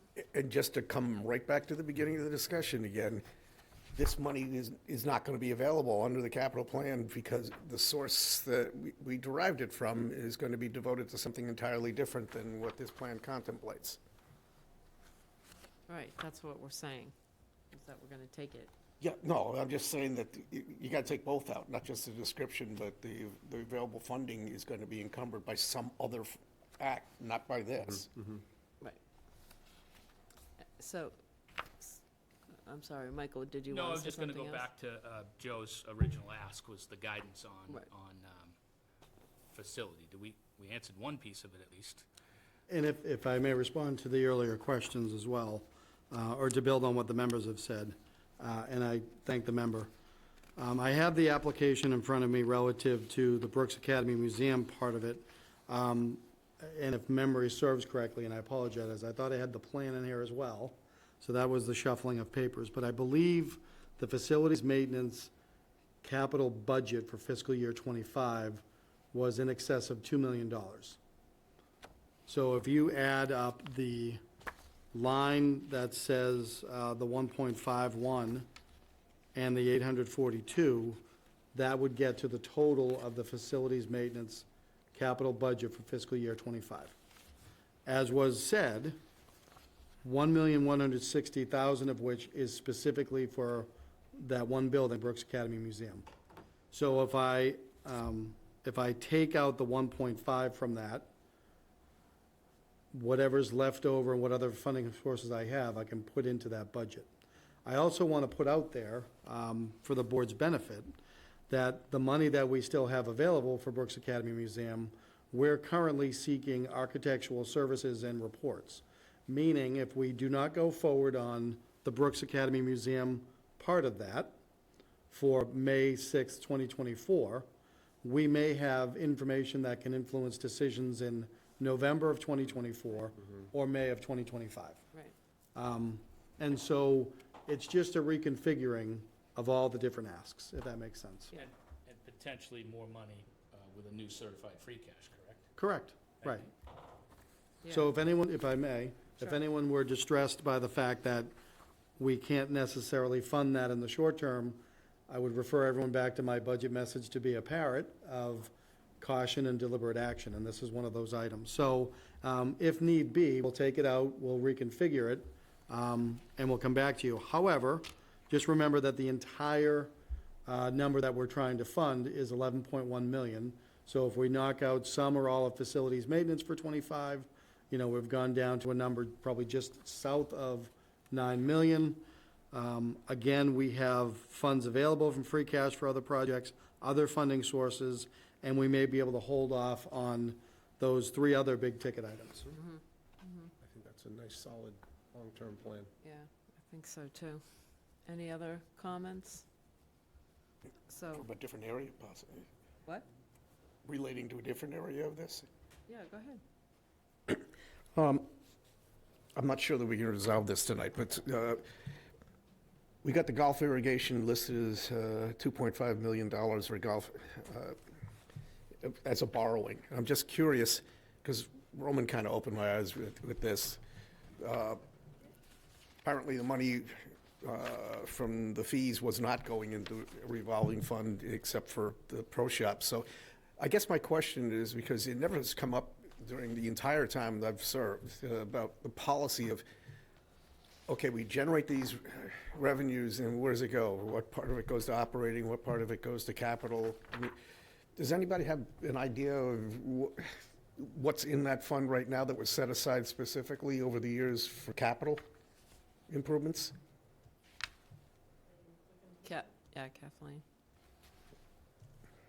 And Madam Chair, if I could, while the finance director is coming forward, specifically for the 2.5 million for the irrigation project, there is a distinct, separate from revolving fund, receipts reserve fund. Yeah, that's what I'm talking about. That gets to golf. So the golf improvement fund is not one of the two revolving funds. It's a receipts reserve fund. And of course, I'll find in a moment the specific statutory reference, because it talks about ambulances, something else, and golf. And of course, we always relate ambulances and golf. No, we agree. That's what I'm saying. I was under the impression that the revolving fund is where it went, and it isn't. Right. It's actually in direct receipts somewhere. That's right. And it was aggregating, and it was a policy of this body, not during the time I've been serving on it, but somebody made the decision about what the allocation was when it came in, about where it was going to go. I'm just curious that, is this fully borrowed, or is this going to be augmented by something that we have in a bucket somewhere? Yeah, it's a good question. Well, correct me if I'm wrong, but I believe Roman said that his receipts fund the payback of this wholly. Yeah, that's what I want to hear. That's though. what you want to hear. I'm not, he sends it off. I just want to make sure that on the financial end, that that's exactly what's Yeah, going on. right. That it's underwritten by that. Right. Oh, Oh, Joe? If I may, just before we get into the specifics of the fund itself. So I did find the reference. It is under Chapter 40, Section 5F, and it is a special purpose fund held over from year to year, and it refers to ambulance receipts reserved, beach and pool receipts reserved, golf course receipts reserved, and it goes on to list others. So that's the statutory reference. And the capital item itself would require a debt exclusion question. So if we are doing that, we want to have something that comes at town meeting for the voters to approve the appropriation and for the debt to be excluded. It would then potentially become a ballot question on the May 21st, 2024 town election, or to be held off. Beyond that, the ask for the town is not the 2.5 million up front, of course. That would become a debt. That would be perhaps a bond note as well, that we would use that fund specifically to pay the debt service for that portion of debt. And that's the bottom line. I'm just not certain that I've ever had an answer to what's in that fund. Kathleen? Hi, Kathleen Barrett, Finance Director. Without going through and actually running quite a bit of reports and holding up the whole process, my understanding in talking with Roman about the borrowing was it was going to be, he had some funds that he'd been building up, that he'd been setting aside for capital, but obviously it's far more than they would have in their funds. But the intention of the golf borrowing was to be funded by golf receipts. So given that, it wouldn't actually, it was my understanding, it wasn't going to be exempt debt, because it's going to be funded solely by golf. There, okay. I mean, if that was the that was choice, right. I'm not, we're still doing a lot of work with the borrowing, and there was some back and forth on it, so I wouldn't want to say definitively, but that was my understanding back when we had the original discussion. If something has changed, be happy to. Just at some point, I'd like to know what's in that fund. There's 3 funds, so we can give you the Yeah, okay. the outline of all of No, them. it doesn't have to be tonight, I just would like to know. Joe? This is one of 3 topics that, if there is a related ballot question, in deference to our town clerk and everything that's going on, there may be at least 3 questions that would have to be added to the warrant for May. I'm not presently recommending that. I'm recommending we hold off, and I've confirmed with those departments that they affirm that we can hold off on those projects. There is a 4th one that I've asked the Monomoy School District to present to you next week, and that is a presumed debt exclusion that Chatham's also considering. You may recall the superintendent making reference to the middle school project. So for me, I do have angst and concern that we'd be rushing to get these ballot questions, the warrant article items and the ballot questions together for May. So, again, going back to the one-pager on funds available for capital, I would recommend that we hold off on those three. But that's a decision for the board to make, one way or the other. Thank you, Joe. I think that if we're trying to give Joe as much direction as we can tonight, I would be in favor of holding off on those, but I'm looking to other board members for their comments. Jeff? Well, if the department heads feel that they can hold off, Right. that satisfies me. Michael? I would agree with Jeff. Don? Yeah, just to reiterate what Joe was saying, it's not just the articles. She'd have to get the ballot initiatives in on time to put them on the ballot, which is an awful lot of things to do in between, well, the other things she's doing right now. So there's some more direction. Joe? Yeah, and if I can just, give me a second, sorry. If I can just state it expressly, I understand I have guidance and support to hold off on the three capital items that are for the golf department for 2.5 million, the 1.5 million in the short term for public works, and the 1.75 million for water department, because I have confirmed with those three departments that if we can revisit it in the fall, that is acceptable to them. Right. And next item. And then if I could, I did hear, I thought I heard every member say, but it would be helpful to understand that the sale of land receipts reserved for the sale of 276 Queen Anne will not be a source available for the capital plan for fiscal year '25. Right. Yes. Thank you.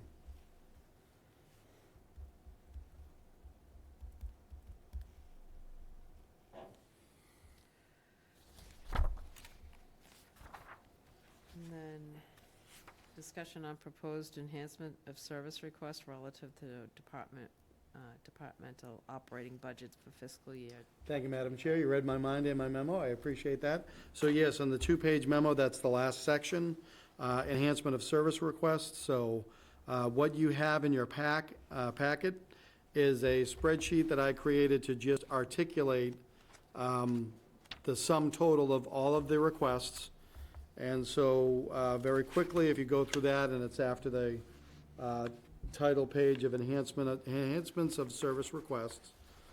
So whether it was a salary and wages line or an expense line, the total requests that were asked come to $766,176. So I'll state that number again, $766,176. And they relate to the potential for 5.5 full-time equivalent, so 5.5 full-time equivalent positions that would be added. However, I also want to note that the earlier conversation about $48,000 that appeared in the expense line for treasurer, I believe is not an enhancement of service. Looking for our finance, sorry, Frank. Say again? Thank you. It was removed from the operating budget. So that's not in consideration. And then right after that, the Department 155 Information Technology.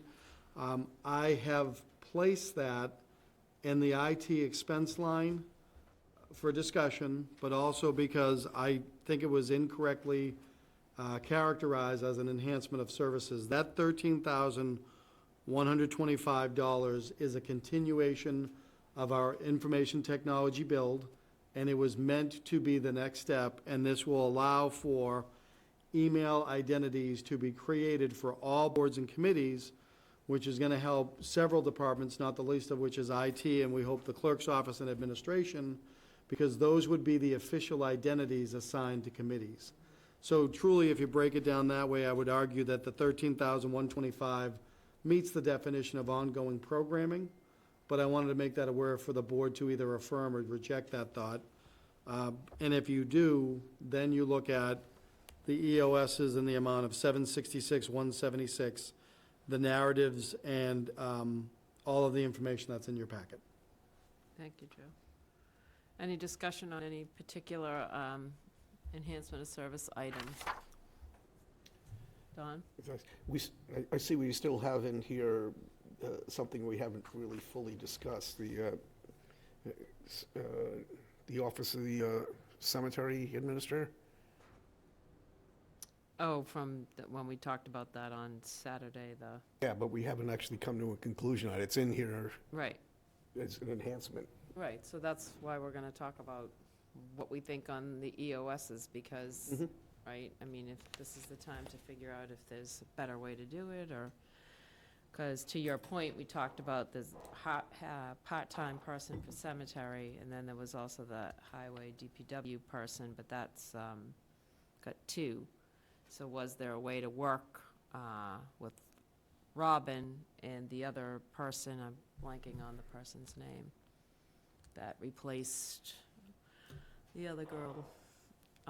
Because if Robin can work with her, then we were talking about whether or not another half person is needed. That's kind of what I was doing, is seeking guidance about, from the town administrator about what he sees as the ability to be able to Combine aggregate hours, from somebody else to assist her. Right. So I'll look to you. So Joe. I will just state again that I'm not recommending any of the enhancement of service requests to be consistent with my budget message going back to February 5th.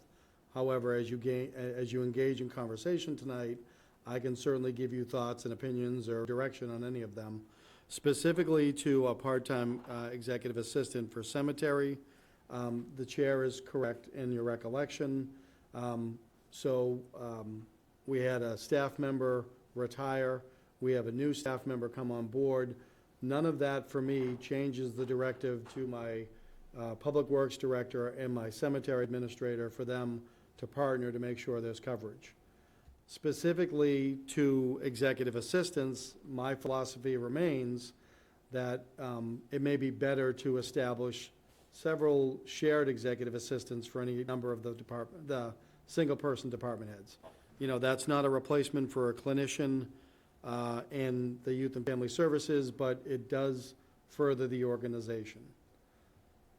However, if you did not fund any of these, there are several of these that we could still find a way to offer some solutions in the short term. Thank you, Joe. Board members? Jeff? So again, questions from me. I'm looking at this as new hires present a greater impact on the town than would be, say, building enhancements for the community center. Is that a fair statement for me to make? I think so, yeah. Same thing with the fire department asking for overtime, available funds for overtime. That's less impactful long-term on the town versus new hires. Is that a fair statement? Yeah? I think so. So then, should we have the conversation about those two specifically first? I don't have a problem with going in that direction, but I will say that, there's a couple things here in terms of people in new positions that we did talk at length about over the course of the year. So I Sure. would say, to me, the top item would be the HR position. I would say that currently rec and youth and all the expansion of programs that's being demanded by, parents, et cetera, so we should look hard at that. And then we heard from Ashley in terms of why she needed another youth and family, under youth and family, the clinician, and although I certainly don't disagree with that, she does an awful lot, but we've also had a conversation, and again, not to drag Ashley into this, but looking at that position overall in the schools and the larger conversation we need to have there. So, If I may on that one, and I support Ashley's interest in having another support person for her, but she also did make it clear that she does not have a waiting list at this point. Right. So maybe this is something that we could push off to another year. That's my thought on that one. Joe, if I may ask a question regarding, and I was writing while you were talking, so forgive me here, but you said something about we may be able to find a different funding source for certain pieces of this. Would that be the community center enhancements? Could that be? Sorry, no, what I was trying to say is, I'm sure it's my fault, but I get it. no, but if you do not support adding positions or certain positions, that doesn't mean we can't still necessarily accomplish what was envisioned. I see. There may be ways, again, under Chapter 4 of the Charter for Town Administrator and Chapter 5, my position requires me to always analyze the organizational structure. So that's what I was trying to get to, more related to positions. Positions, organizational structure versus funding. Yep. And if I may, again, under the memo that starts all of this, if you look at the sources and uses table, and I'll look to my colleague to help me correct any mistakes I may state, but if you actually look at that sources and uses, embedded within that is the departmental budgets without enhancement of services, so that 30.6 million number should tie back to the last line of Appendix B. Then there's the add of the 250,000 to administration budget to continue to support childcare stipend. But there is a line that puts in 741,000 and change for enhancements of services. So if you were to do that, and again, this is accurate as of last week, it may have changed somewhat, but as you go down the line there, on the one hand, you are increasing that line item year over year by 8%. You are increasing the expenses organizationally wide, so now not just Article 4, but the entire town operation by just under 6%. However, based on the revenue projections in this report, you still have some money left over. So that would suggest to me that there is some wiggle room, so to speak. However, 741,000 in enhancement of services is halfway to supporting or enhancing Article 39, the project known as Article 39. So I would ask you to look at the sources and uses. I would ask you to follow that table, and then as you keep analyzing. Michael? Joe, what percentage is the budget going up without the enhancement of services currently with the newest numbers? Well, departmental budgets is, rounds out to 3% year over year. 3%. So I would argue that's within the margin of 2.5% plus new growth. And then overall, what is the overall? Then and I'll ask the finance director to assist only if I'm misstating, but a nod either way would be helpful. If you look at the sources and uses under expenses, so I was making reference to the headline that says Article 4 items, the first line being the majority of Article 4. I say majority because group health insurance, county retirement, all of that is also factored in. But if you have all of those uses contemplated, that expense line increases year over year by 8%. The overall budget, though, I believe the number early on was 4.2% or 4.4%. I think that may be correct, a prior version. Frank, I apologize, I'm trying to make eye contact. No, it's not you, with the finance director. She's hiding. I would never suggest that, and thank you, Frank.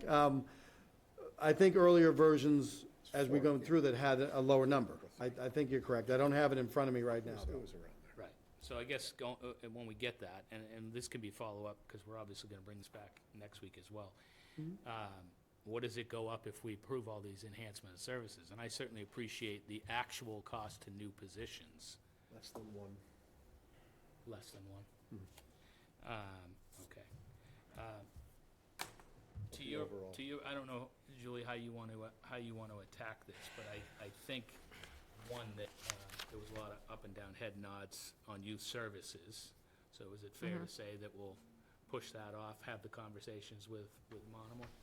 I think so. And then to Jeff's point, I mean, there's not a current waiting list, and certainly we all acknowledge that she does a ton of work, but if we could hold off for now. And then, if I may, cemetery, which I'm only touching on the ones you've already touched on. Cemetery seems to me that we should be getting a plan from the town administrator on shared people, which we just did last year upstairs. So would it be consensus of the board to put that one? I think so. I think, So when you say, Oh, sorry, yeah. when you say cemetery, you're talking a shared cemetery DPW? No, No. I'm talking about the 25,000 for the part-time executive assistant. Right. Okay, yes, I would, yes, support Right. that, for sure.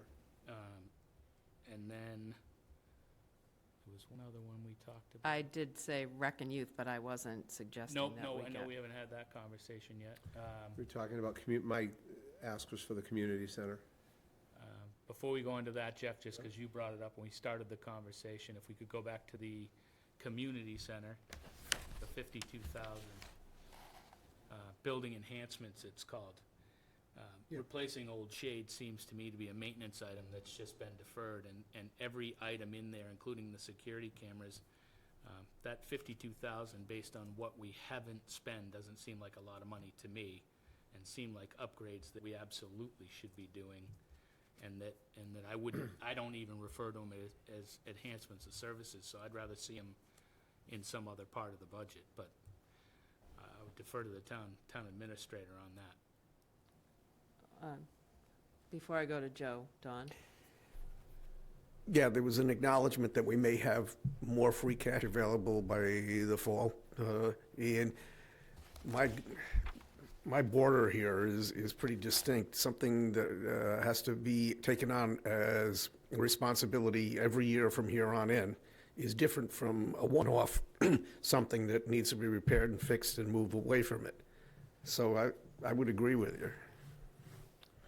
I would agree wholeheartedly with that. As in the beginning, I mentioned the long-term impact to the town. Has to be done. This is not a long-term impact to the town, and I trust our department head to make, as she did very well, make very clear what that building needs to service our town. Right. And what a great point Select Board McCaskill made, that it's not an enhancement of service, it's mostly maintenance. Right. So I would look to find another place in our budget to source those funds. We could take a little out of the legal budget, but that'd be a different conversation later. If I may, based on this discussion, I would add this dollar amount to the expense line Yeah, for that department. I think so. Absolutely. yeah. I would say fine, as long as it's recognizing that next year we're not just going up by a percentage on that budget line, expense line. This isn't gonna have to be done every year, so I would look to the facilities director and say, Yep, we're gonna negative that amount I of money think next year. we have heard that, All right, sorry. but procedurally, that's where these would end up. Yeah. They would go Yeah. into the operating budget because they will support programs and/or positions. So I think we can say that, So far I have 2 holds and 1 keep.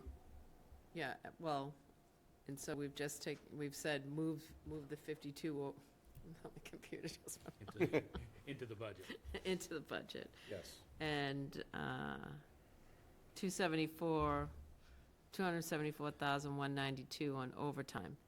So, That's what we want on now? yeah, Okay. because we've hit HR. I want to go back Cemetery. to that as well. Mm-hmm. All right, so why don't we just start at the top then? Go to HR. So HR is funny. Last year, we had 11 new positions that we brought to town meeting and got passed. And to your earlier point, we're going to recognize the future costs of those 11 positions now forever. So, go ahead. Sorry, I recall 8. Oh, was it 8? I think it was 8. I'm exagerating for effect. Please don't. I'm going to pay for that exaggeration. Well, I was going to say something, but I was like, oh, he 8 new seems pretty positions. confident. I Okay. didn't think it was 11. Thank you, I do thank think you. we need to err on the side of caution, but this HR director, this isn't a new conversation, and this is not something that, in my mind, even belonged in enhancement of services, because this was voted by the board to proceed with prior to the budget even being created. So it's not a new thing that we're contemplating. We heard from a lot of people in the public, and I believe this belongs in a budget, not in an enhancement of services, similar to the positions that we did last year. They were baked into the budget, and the budget got voted, and the positions got passed. Yeah, So if it's still the intent of the board to have this position for all the needs that we've talked about in several meetings, then it would be my recommendation to move it into a budget. Jeff? I fully support the position, and I'll certainly listen a little more to where it might be found, where it might be placed. Don? Sure. There's no one else. I was hoping there would be.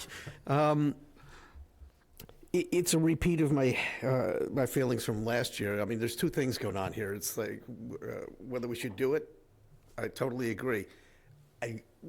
You know, I'm a big fan of putting it in an article and then folding it into the budget the next year. But it's ultimately going to wind up being in a budget. It has to be. So it's the process that bothers me, but not the position itself. Unlike last year, we had the discussion and we had a draft of what it might look like, and we've had a full discussion about, you know, who reports to whom and everything. So this is further along than it was last year. So I think you So what mean that you're okay with putting it in the budget. Yeah. Okay. But That's what like I thought. said, I reserve the right to continue to champion the idea that we acquire new personnel by putting them on an article one year and then the next year they show up after the town meeting approves of them into the budget. But that's just me, and it's been proven to be just me.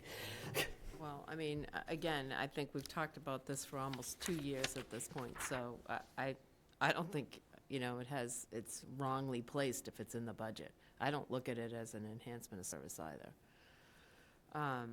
So, can we move that to the budget? You certainly may. If I may, however, I want to be clear. This is my department budget, so I'm responsible for my enhancement of service narrative. Enhancement of services? Well, no, I think the thing I want to put on the record is the administration team has been seeking a human resources generalist, and the board has been talking about generalist or executive. The dollar amount therein is meant to support a generalist, not an executive. Right. Understood. Per se. because- Right, because we don't. But if the board were agreeable, that the 95,000 would go into the salaries and wages line for administration. Right. There is an element of the 30,000 that is fringe, you know, that onboarding for an employee separate from programming. So there'd be some dollar amount that would go on the expense side as well. Understood. It's actually a But to your large question, number. yes, this would be encapsulated within Department 149 administration. Good with that? So consensus, we're all good with that? With what? Because we just talked about two different Oh. flavors. The generalist and putting it in the budget and the admin budget. I don't want to trivialize the admin. What are we talking about? 25, 30% generally tacked on to cover those other ancillary costs The beyond fringe, the straight salary? the fringe, so to speak, I think it's less than 5,000. So it'd be not contractual items, but items that are found in the personnel bylaws. But we're not going to wind up with someone that can report to both the town administrator and the board that way, are we? We can't do that anyway yet, until the charter is changed. changed. Okay. So it has to go that way A very, first. I'm sorry. Go ahead. Very good point by somebody, I don't remember who it was.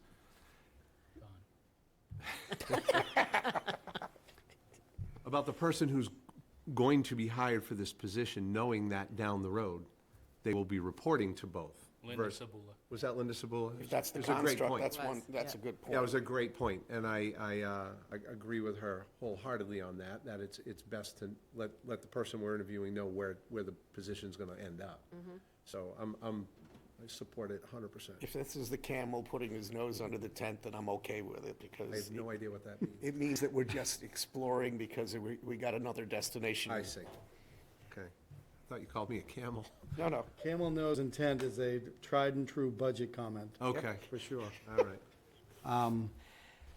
And if I could relate it to that, there's a $30,000 request under expenses, a portion of which would be fringe for the position. Can I set aside 5,000, no more than 5,000 Yeah. for that? Thank you. Seems awful low, though. You think 5 is low? Having hired and fired people in my life, yeah. As a carrying cost? Well, That's what he Okay, recommends. I'm good with it. I'm just saying it seems low. Okay. all right, well, we're not gonna let anyone do anything, so. Is All the right. board willing to discuss the remainder of the enhancement of service requests under administration? Yeah. Which other, well, we have, Step increases. oh, the stepping, yeah, I was just gonna bring that up, actually, because he's talking about 5 he thinks is low, but I think 20,000 in step increases, that's fair. No? So I think that's a fair. I heard right? fair. I didn't know if there was an "un" before it. No. No, I would agree. So again, the concept there is we want to make sure we have funding available when we have staff that outperform. Right. And we have that. Right. And this is a way to make sure that there's no pressure on the departments that may have the outperformer, so to speak. And to the earlier question, if there's money left over, that could impact upon salaries and wages related to a new position. I still think the 5,000 for onboarding is sufficient for that. But that's the purpose of the 20,000, to bring that line item to 115. Okay. And then lastly, the remaining 25,000 for expense is to fund programs that the HR generalist can then roll out. We're thinking more things for employee assistance, onboarding of employees, so things that the generalist would do and funds available to build those programs. $25,000 is where we want to start. We'll be able to gauge in the first year how accurate that is and go from there in future years. Joe, it says 30 here. 30 or 25? So we took 5,000 from the 30 for fringe. Right. Yep. Thank you.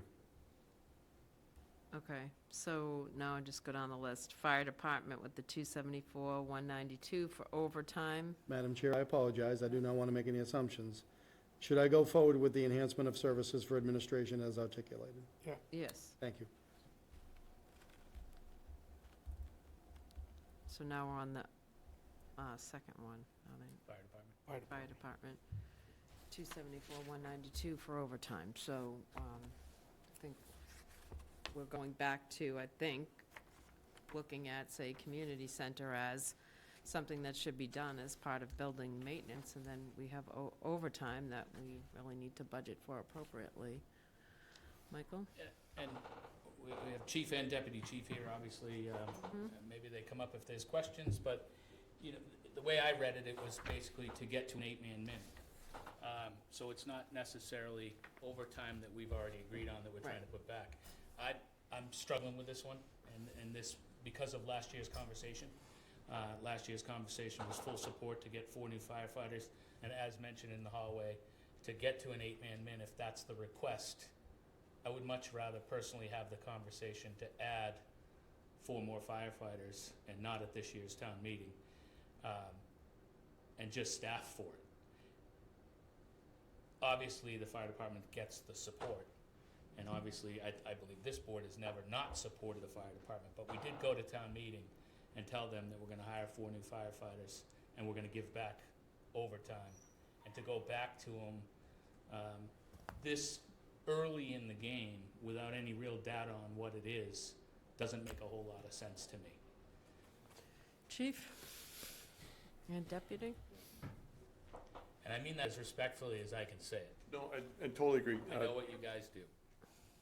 So, Chief LeBlanc, Deputy Thornton, I understand your perspective 100%, and I'm not, this was never a bait and switch. This is what we're slowly starting to realize, is that our operational model of relying on people off duty to come in does not provide the level of coverage that we're satisfied with for the town. It creates a safety issue in my mind for our personnel, and it creates a safety issue for the citizens. Even 2 people showing up on a fire truck is not enough, but it's better than 1. So we got the 8 people, we went through a year, we saw that they definitely have had an impact. They've had an impact on the overtime. They've reduced the overtime. This is to increase that, that staffing, which we already do in the summertime already on weekends, because weekends are during the summer, people have lives, they want to live their lives. So, totally understand where you're coming from. I understand the bigger ask of hiring 4 more people. We didn't want to obviously come forward another year and say, hey, we want to hire 4 more people. I think we're at that balance point where we either hire people or we spend overtime. And that's how this fire department is always operated. It's how this town is always operated. The fringe benefits and that 40% extra cost to hire people has always been a detriment to hiring people, and we've always relied on the overtime to staff the station. It's just the model that we're in right now is slowly starting to break down. And our people, I don't want it to come across like our people aren't doing their job, because they are. And they do it admirably, day in, day out, getting out of bed 2, 3 o'clock in the morning on their off-duty hours to come in and cover that station. But there's always a window when the station's staffed with one person. And that's what we're trying to correct. So, fair point, don't take anything, no offense to it, and this was never a bait and switch. This is just really, a message going forward that we need to fix. Madam Chair, if I may, thank you, and definitely no thought that it's a bait and switch in my mind. It's getting from where we are to where we probably should be. And I recognize, and I've mentioned it to both of you, that the overtime is gonna start to dry up with the new generation of employees. We're not gonna have as many. So I think ultimately, if you're, as the chief and deputy chief, saying we need 8 people, then I think that that's something we need to start exploring now for next year. And then I would only ask, as we talk about a fall town meeting, I'm not sure if it's possible, but, and having a little bit more data as far as what you've spent, because you certainly have enough money in what we kept in overtime to get us till a fall town meeting, correct? Mm-hmm. Oh, Yeah. So is this something that you would be comfortable pushing off till further conversation in the fall, and then maybe start to explore numbers on 4 more firefighters? Yeah, I mean, obviously, I'm gonna follow the direction of the board. All I can do is advocate for what we think our position is. More people is pluses and minuses. As the police department says, it doesn't take us quite as long, but there is a downtime until we get them on board and operating. And the pool of people is a lot smaller right now. So it's a little bit of a double-edged sword, but ultimately, I would tell you as a fire chief, more people is the better solution. Overtime becomes expensive quickly, but there's always a balance, so. Keep doing a good job poaching people from other towns. No disrespect to other fire chiefs. No, I understand that. Can't have coffee anywhere anymore without getting a shot, but that's all right. That was just my comments. Thank you. Jeff, do you have anything? Yeah, your department is second to none. I think we're so lucky to have you in this town, all of the entire department. What was your overtime last year as compared to what you're asking for this year?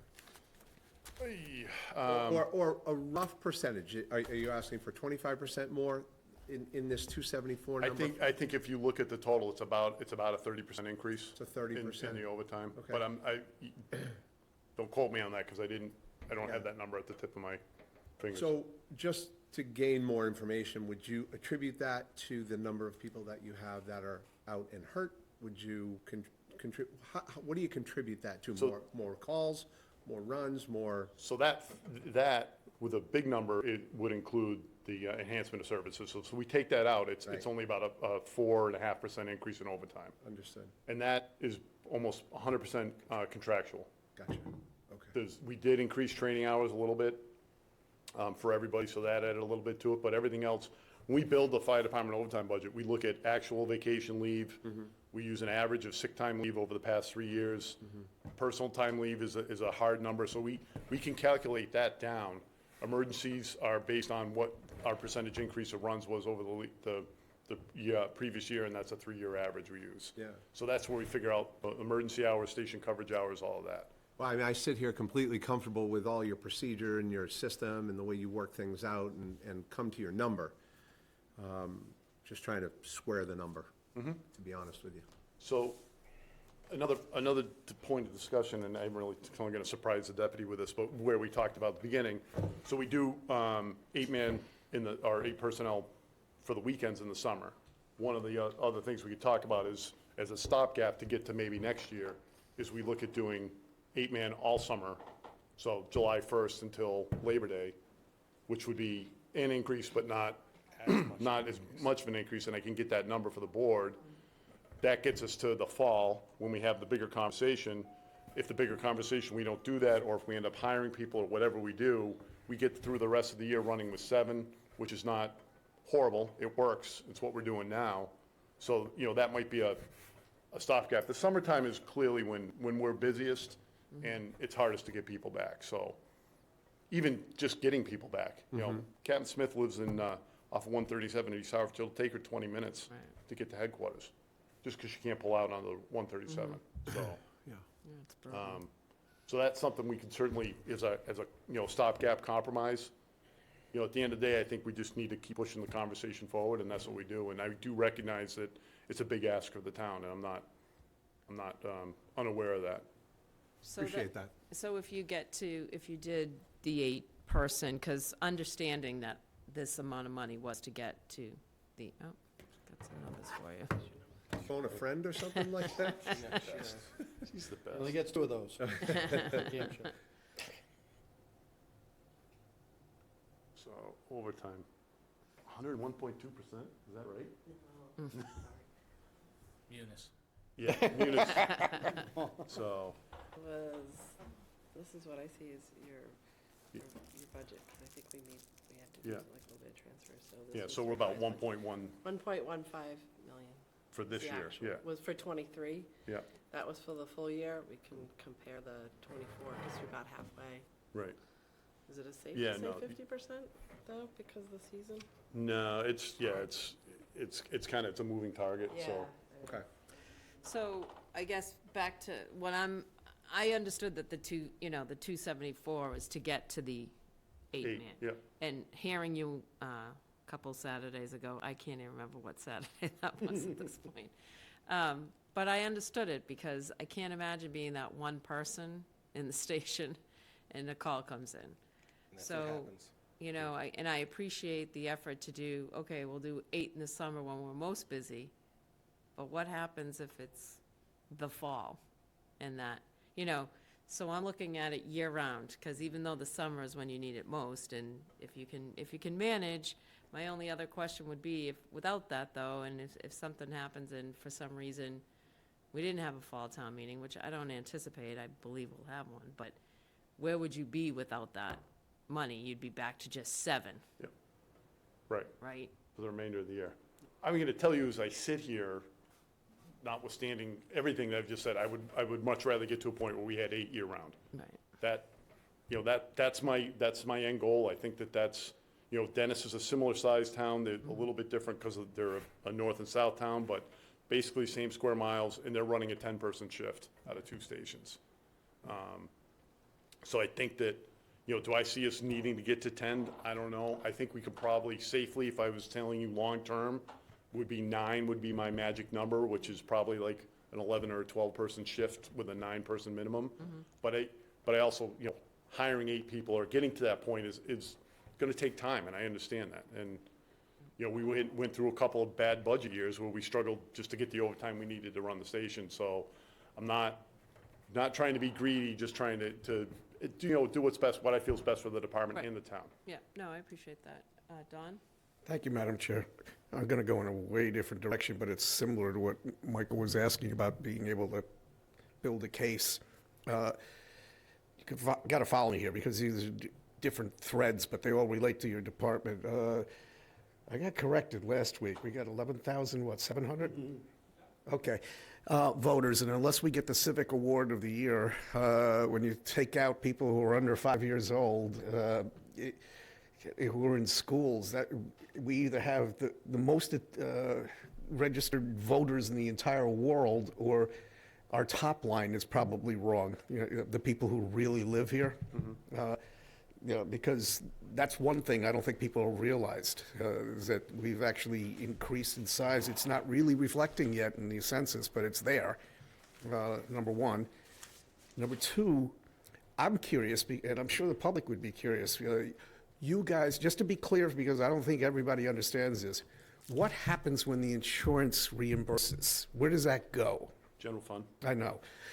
Having said that, I'd be curious about what the dynamic is, what the trend line for that was, because you're not getting that money. But the runs are probably increasing. That's the third one, you know, what the runs are. The demographics of the town are radically different from when I moved in here 33 years ago. I mean, you probably What percentage do you think we have over 65 right now? Yeah, that's what I'm thinking. So, I mean, the potential for infirmities and for people to pick up, like, say, in my house, go up when the population ages out. But those are discussions that you have to kind of fundamentally address so that you can build the case. You can't just say it's 2.7% more than last year, because that's not a meaningful driver of what you should be deploying. Runs are where the reimbursement money is going and how that's going. I suspect that over 20 years is much greater now than it was 20 years ago. And so I guess what I would say is a couple of things. You know, we're fortunate, even with changing ambulance billing companies, that we still do about a 92% collection rate, 92, 93, something like that. Again, that goes to the general fund, which, you know, a little bit I'm going to say is either here or there, because it's still receipts to the town, which ultimately funds our budget next year. So that's, you know, whether that came directly back to the fire department like it does in other towns or whatever, it's not an issue I want to discuss, because I feel very strongly that we provide an ambulance whether people pay or not, and I've always felt that way. I kind of have a personal bias against billing for the ambulance, but I'm not going to get into that discussion.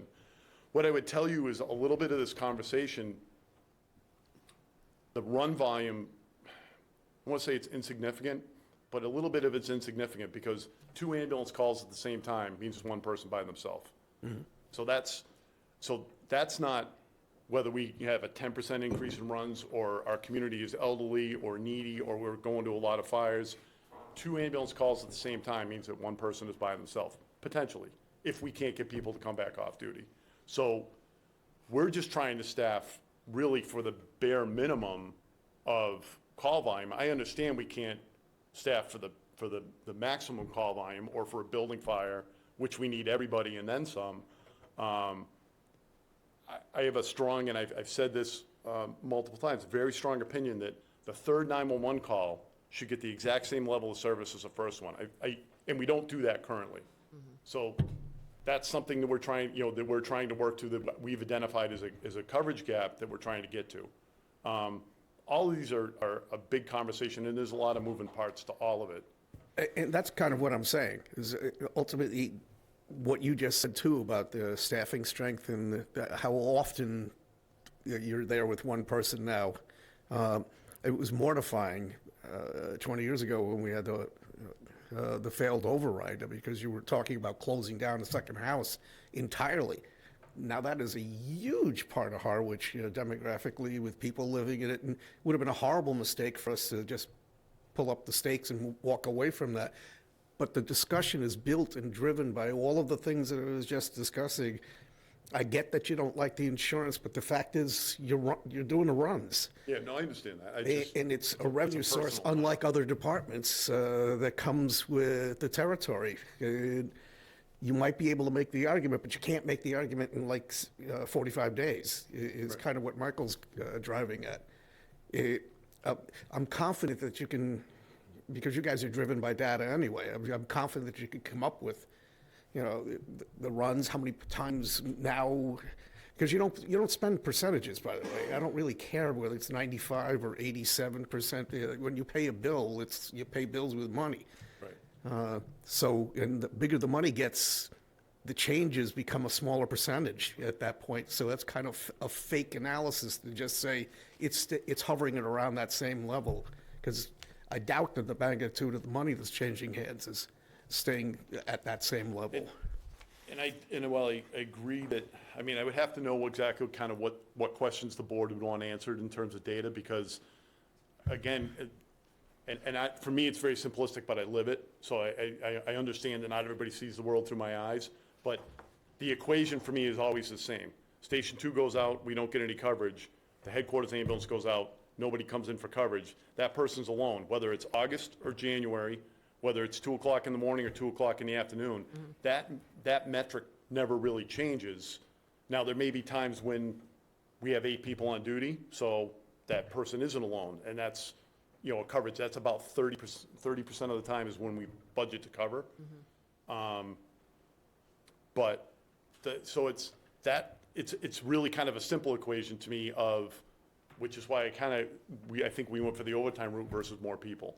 I think more people is a much bigger conversation, because it's a much bigger investment. Just to complete this conversation, though, at least for my part, you've got a different mix of people that are working for you, like Michael was saying. I mean, it's like you're at the point where you can't necessarily count on them in the same numbers that you could have like 15 years ago to say, we got a problem, come on in. Yep. So that's part of the discussion. And the other one that I haven't heard you say anything about, but it's compelling on your part to be able to start talking about that, is you have a metric where you have a target for response time, beyond which you wind up having mortalities. And that's something you really need to bring up too, is like, you can't get the people to come in. You're shorting on staff, like you were talking about. What do you do? I mean, you got to be able to move the discussion somewhere, but this is a discussion that's going to take a while for you to be able to put together, and so that people understand that we're not playing games. We didn't hire those people and we're just hiding them somewhere in the back. It's there's a problem in the dynamic in the way we're operating that's changing, and we have to address it, or else it's going to have consequences. So, I go back to our conversation of where we are on our list and what we're trying to achieve here. And to me, I'm hearing the numbers, that's what I heard a couple weeks ago. I'm looking at the numbers. To me, it's $274,000 to get to that 8-person staffing year-round. And, I would prefer that we're allowing them, because it is a larger conversation and it is a bigger investment, because we're talking about people and the costs of hiring more people, and I'm fully in favor of listening to all of that moving forward. But for now, I would like to know that we've done something by the department that allows them to function at the capacity that they should function at, because if Dawn's calling all the time, I want you to be able to come pick me up. You must have brought him up for the finger. For the You record, it definitely is drove not him all for the my finger. fault. So, I'm making light of it, but it's true. I mean, I don't. And I appreciate your comments, and again, that's kind of where our bottom line is. We ultimately, Brewster just got a staffing study done, and they need to hire like 8. Orleans just hired 8, although they only hired 5, to my point earlier about getting qualified candidates. They were only able to get 5 so far of their 8. So everybody's looking at it and facing the same reality. We're blessed in this town, and if I sit at that coffee table with the fire chiefs, they haven't let me back, which they won't, after we sold our guys. But if I sit at that coffee table, they always go, I don't know how you do it. And I'm not doing it. Craig's not doing it. It's our people are dedicated and are coming back, but that's going to change. Yep. Jeff? I'll start. This is not, in my opinion, a want. This is a need for your department. So I would support the 274, 191.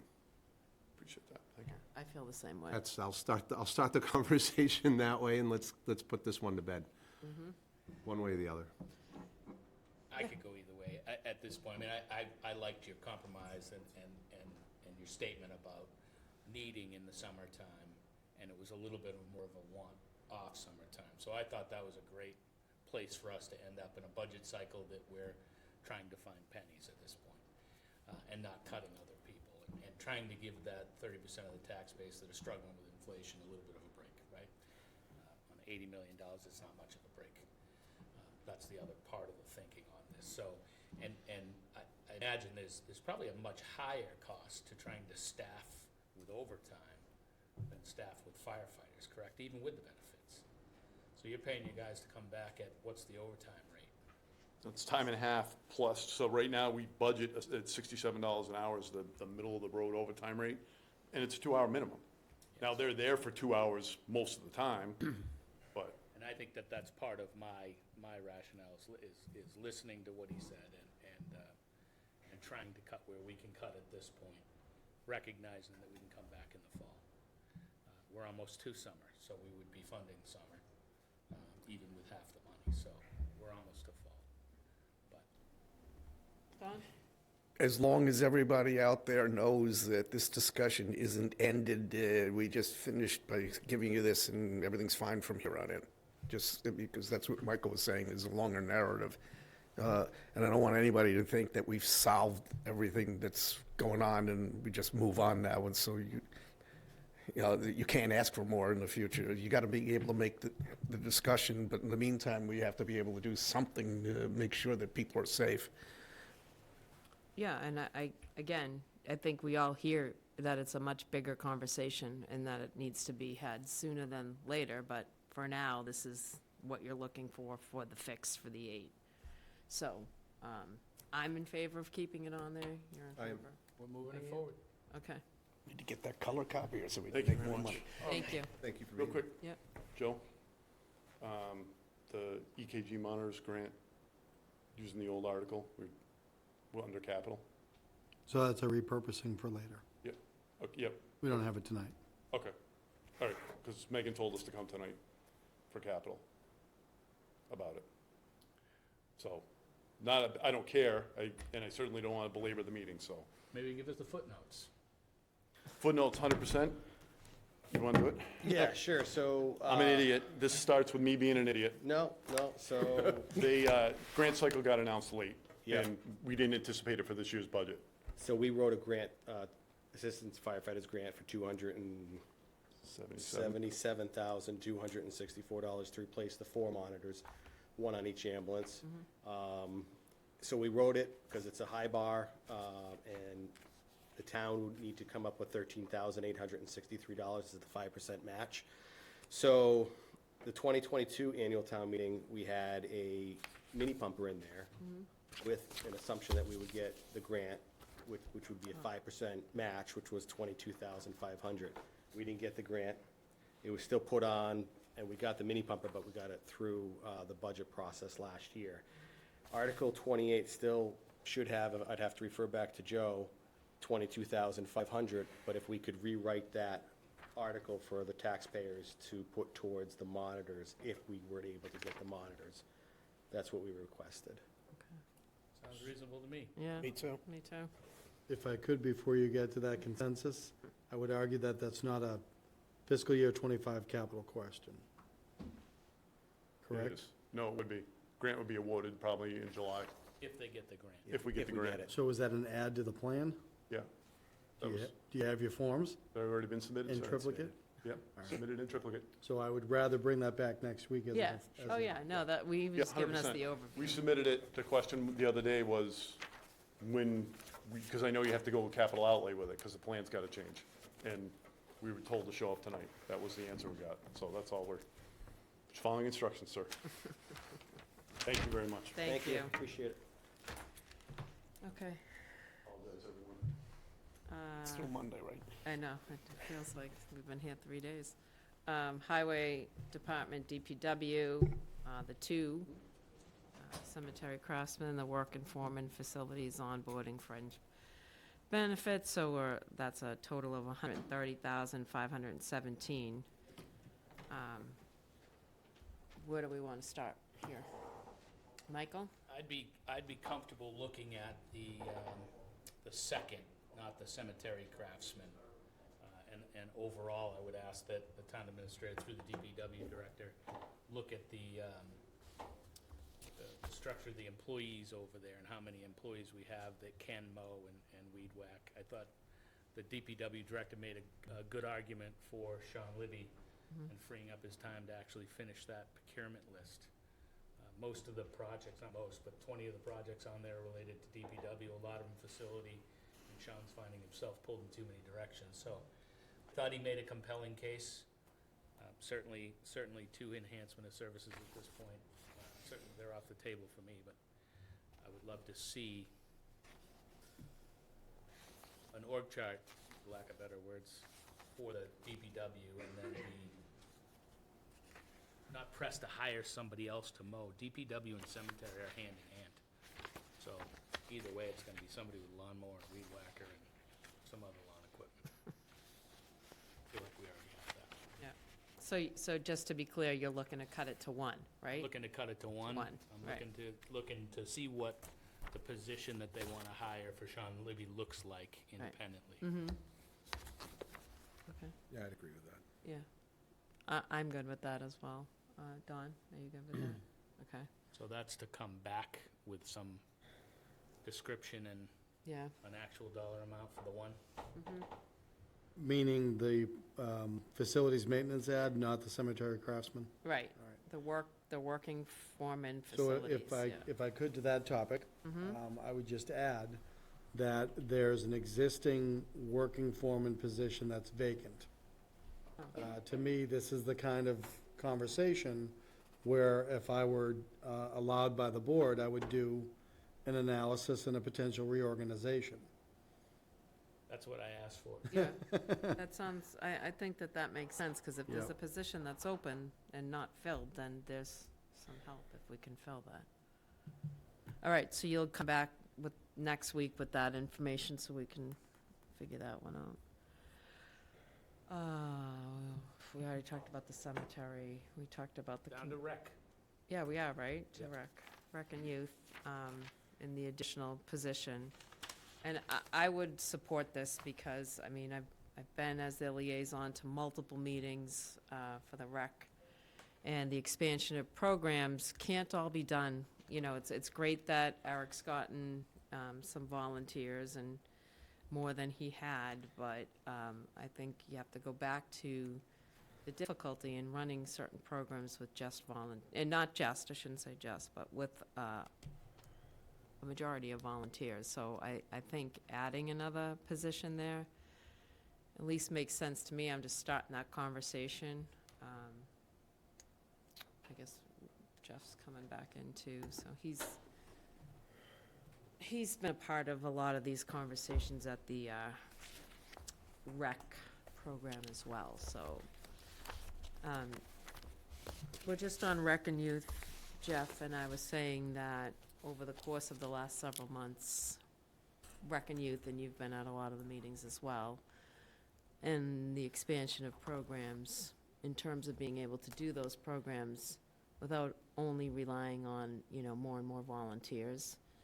And the additional pieces of that, it's not just youth, it's the elderly programs, it's the middle-age programs. So I think having another person is important, because if you go back to what some of what Eric was saying was that, and some of the complaints were that they weren't getting instructions of volunteers on how to run the programs, and that they weren't getting the feedback.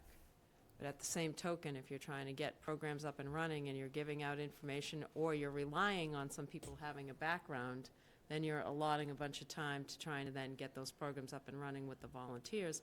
I think it leads back to why you see the need for another body. But that's the conversation where I'm starting it, so feel free to, Don, Michael, Jeff, make your Defer own. to Jeff. Yeah. Gonna defer to him now, is that? No, I go back and forth on this one. A lot of people go through that rec department, especially in the summer. There was a clear pulse from our parents as to what they felt needed to happen. And I didn't take that lightly. I heard them, I respect them. I absolutely, I have two little guys myself.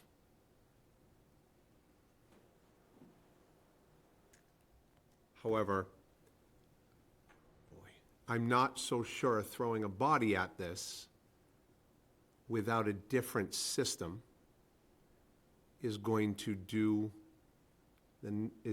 make the necessary change for our residents to see a difference. Did that make sense? Okay. I wholeheartedly believe there needs to be a shift, a difference, a change. I just don't know if throwing another body at it is going to be the answer.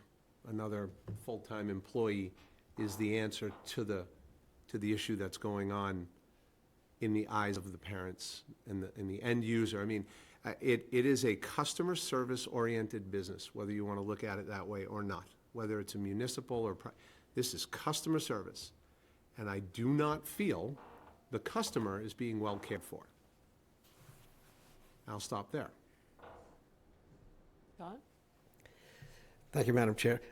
Oddly, you and I are coming from this in exactly the same direction, because I was thinking myself, it's what do we need to deploy is a different discussion from how to satisfy a need than it is to say, okay, how are we doing that? I'd really be interested in what goes on in Yarmouth, Orleans. I mean, people have brought up Chatham. I had experience with Chatham Rec. How are they doing what they're doing? Brewster. And before you start throwing money at another position, how are they structured and how are they doing what they're doing to see how we can improve what we're doing? So it's a little premature just to throw a body at it without knowing exactly what it is we're trying to accomplish and if there are other ways of doing it. Michael? I think personally this is one I would like to hold off until the fall. And I would like, you know, to some of the concerns and just throwing a body at it, I've thought that same thing. Certainly Chatham is going to be a tough one to compare Harwich with based on their amount of employees, their facility. I mean, that's a tough one. There's other better examples. But I'd like to see an overall plan. And to my questions during the budget hearing, what do the current employees do? So all I got read to me in a public meeting and then Saturday was a giant list of all the programs that we offer. And I wouldn't think that 3 employees could do those programs with the 3 that they already have. So I'm not sure who does what. I'm not sure what this body is going to do other than be a new employee. And I would look to management, you know, right after town meeting to put a plan together on what a new body would accomplish. And been in the community center several times and obviously heard from many parents about some of the activities and programs that the space gets booked, but nobody actually goes. So an assessment of what we're doing and how many kids, and I appreciate you can't start a program and then expect it to be full right away or even know what's gonna happen, but I would like to see more, and certainly we did have that blow up with the parents, and they had a pretty clear message. I know you were at the meetings and Jeff was at the meetings, I was not at the meetings. But I'd like to, a little bit more information. So I'd be comfortable holding off on this one till fall.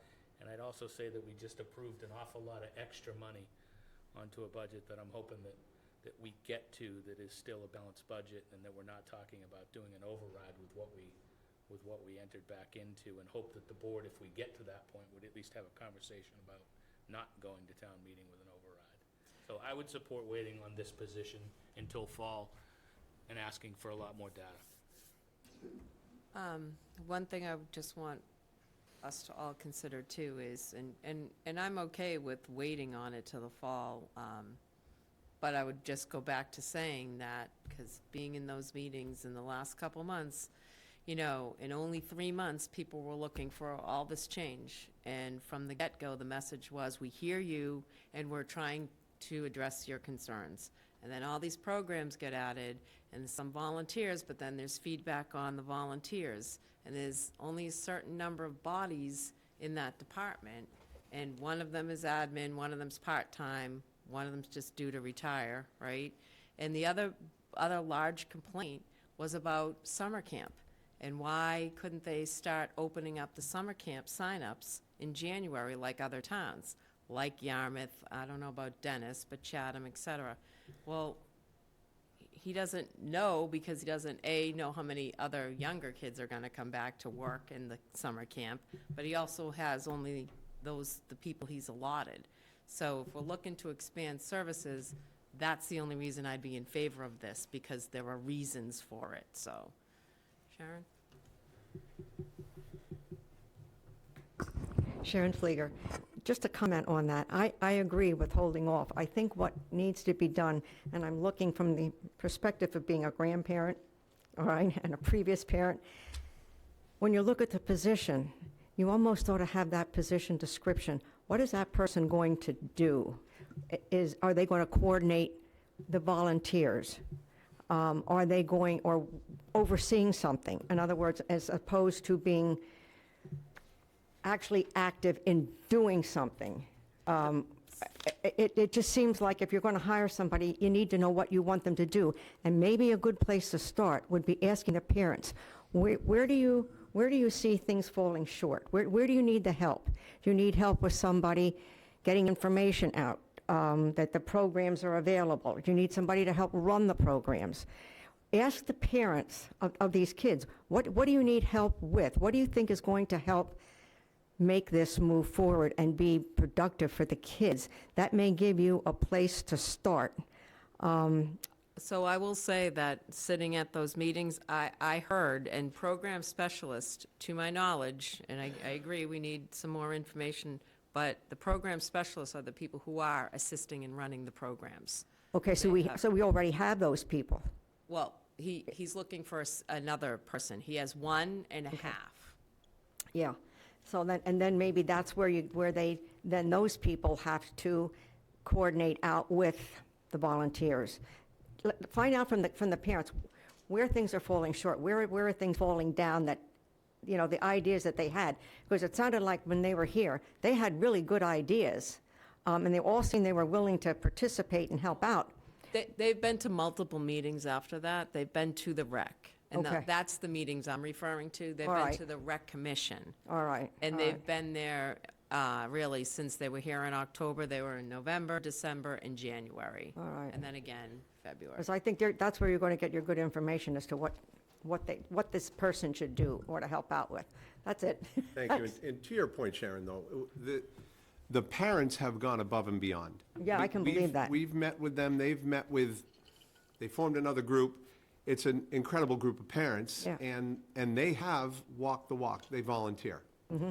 And I give credit where credit's due, and they own all that credit. I will also say that in my information gathering time with other towns, they all run on volunteers. I mean, there's very, very few towns that I could come up with that have plenty of employees for their rec department. Mm-hmm. To your point about why they don't bring the summer camps out early, Yarmouth, I believe, put theirs out so early that it filled up so fast that everybody's now complaining that there's nowhere for their kids to go, and they're looking for other towns who haven't even opened registration. So as I always say, I say to both my kids, there's two sides to a pancake, right? There's even two sides to a pancake. So this is a complex, multivariable problem that I go back to saying, and I make the point one more time, I think it's a system issue versus we need one more employee issue. Yeah, it's, what are you going to do with that system? What are we going to do with the system? How are we going to make the system work more efficiently, more effectively, and enter into the, I'll also add, it's not just somebody to work with the volunteers, okay? Because that's almost that's a half-time job. It's somebody who can free up somebody so that they can input data on the computer. So there's a lot going on at the rec. And those people are doing a lot of work. I'm just not sure the system is I think they right. also had brought up the fact that they were looking for space, like outdoor space for different. Well, that's a whole nother. Yeah. A whole nother animal, but I would support, and I hate to do this, because I would love to have an answer today for the residents, for the parents, but I don't think we have done enough work to figure out exactly what it is we need. Yeah, And instead of hiring a full-time employee and then figuring out that the system's still broken, I'd rather find out how to fix the system. how to fix the system. Yeah. Thank you. John, did you already talk on these? Well, one more. Is this something we can bring back next week? If we can get more information in a week's time, is this something that we can bring back Well, and have a? I think we really just need to make some decisions so that, to Michael's point. No, that- I think that the consensus is to bring it back for the fall. That's what I'm hearing. Unless there's a way to gather the information, I guess there is It's an awful lot of work. Yeah. Which this board member is a little frustrated that we didn't start this several months ago when the parents came with their concerns. That's that's now the It horse is still left. would have to been a budget item. I understand, I understand. We'd have more information, though, I think that's my point. At this point, we'd have more information to Yeah, make I see a what you're better saying. educated decision on what to do here. Madam Chair, if I could, before we move on from that, 600 of the 850 under expenses was for a copier. Is there any thought on that? $600? $600?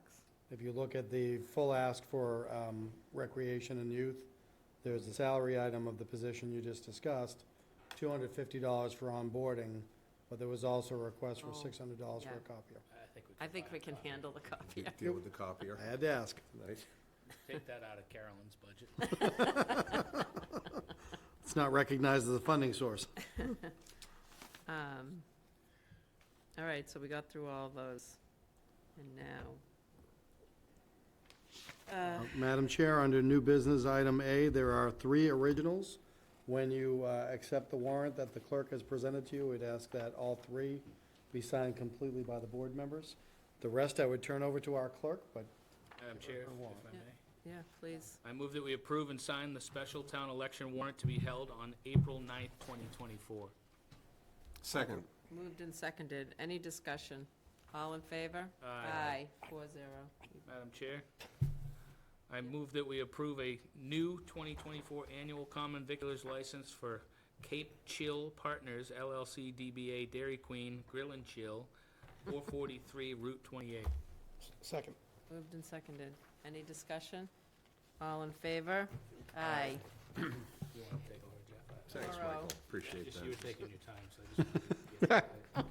Couldn't get in there with a crowbar. I move that we vote to send a letter of support for the fiscal year 2024 housing rehab program. Second. Moved and seconded. Any discussion? All in favor? Aye. Aye. 4-0, Joe.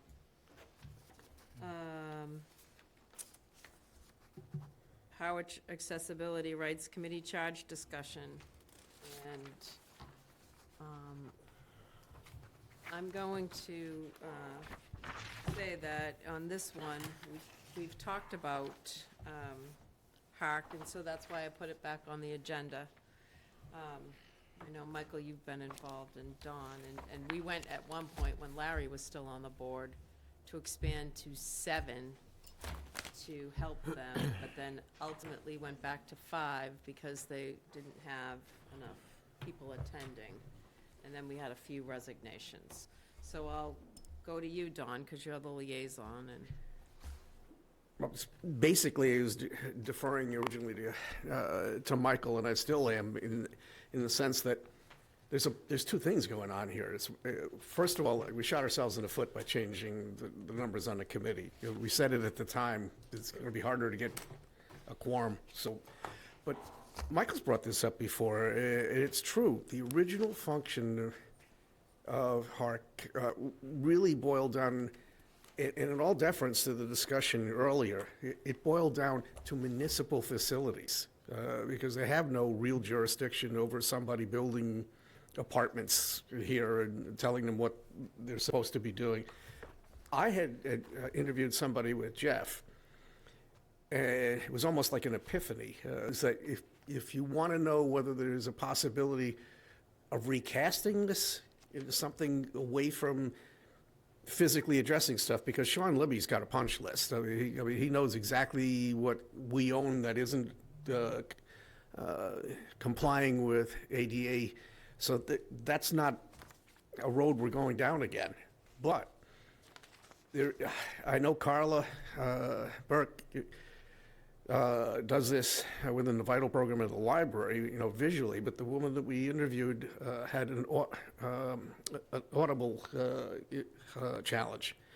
There are potential possibilities to address, and there are real possibilities to address how we operate and how we accommodate everybody physically.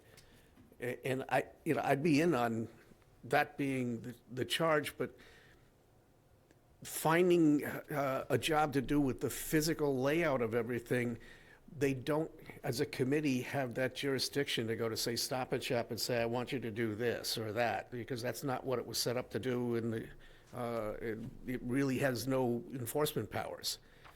So if we've moved past identifying the properties that need to be upgraded. And I believe, I mean, Michael's father was on that. I'm pretty sure that that was part of the discussion. It's like, it's not that there was nothing left to do, but that particular aspect of what we were asking to do has been completed. I could agree to morphing into a higher purpose for something like visual, audible, and other types of infirmities, for town meeting and town organizations that hold meetings. How do we accommodate people? And what are we doing that's falling short? I could get behind that. It's not for lack of caring about it. Certainly,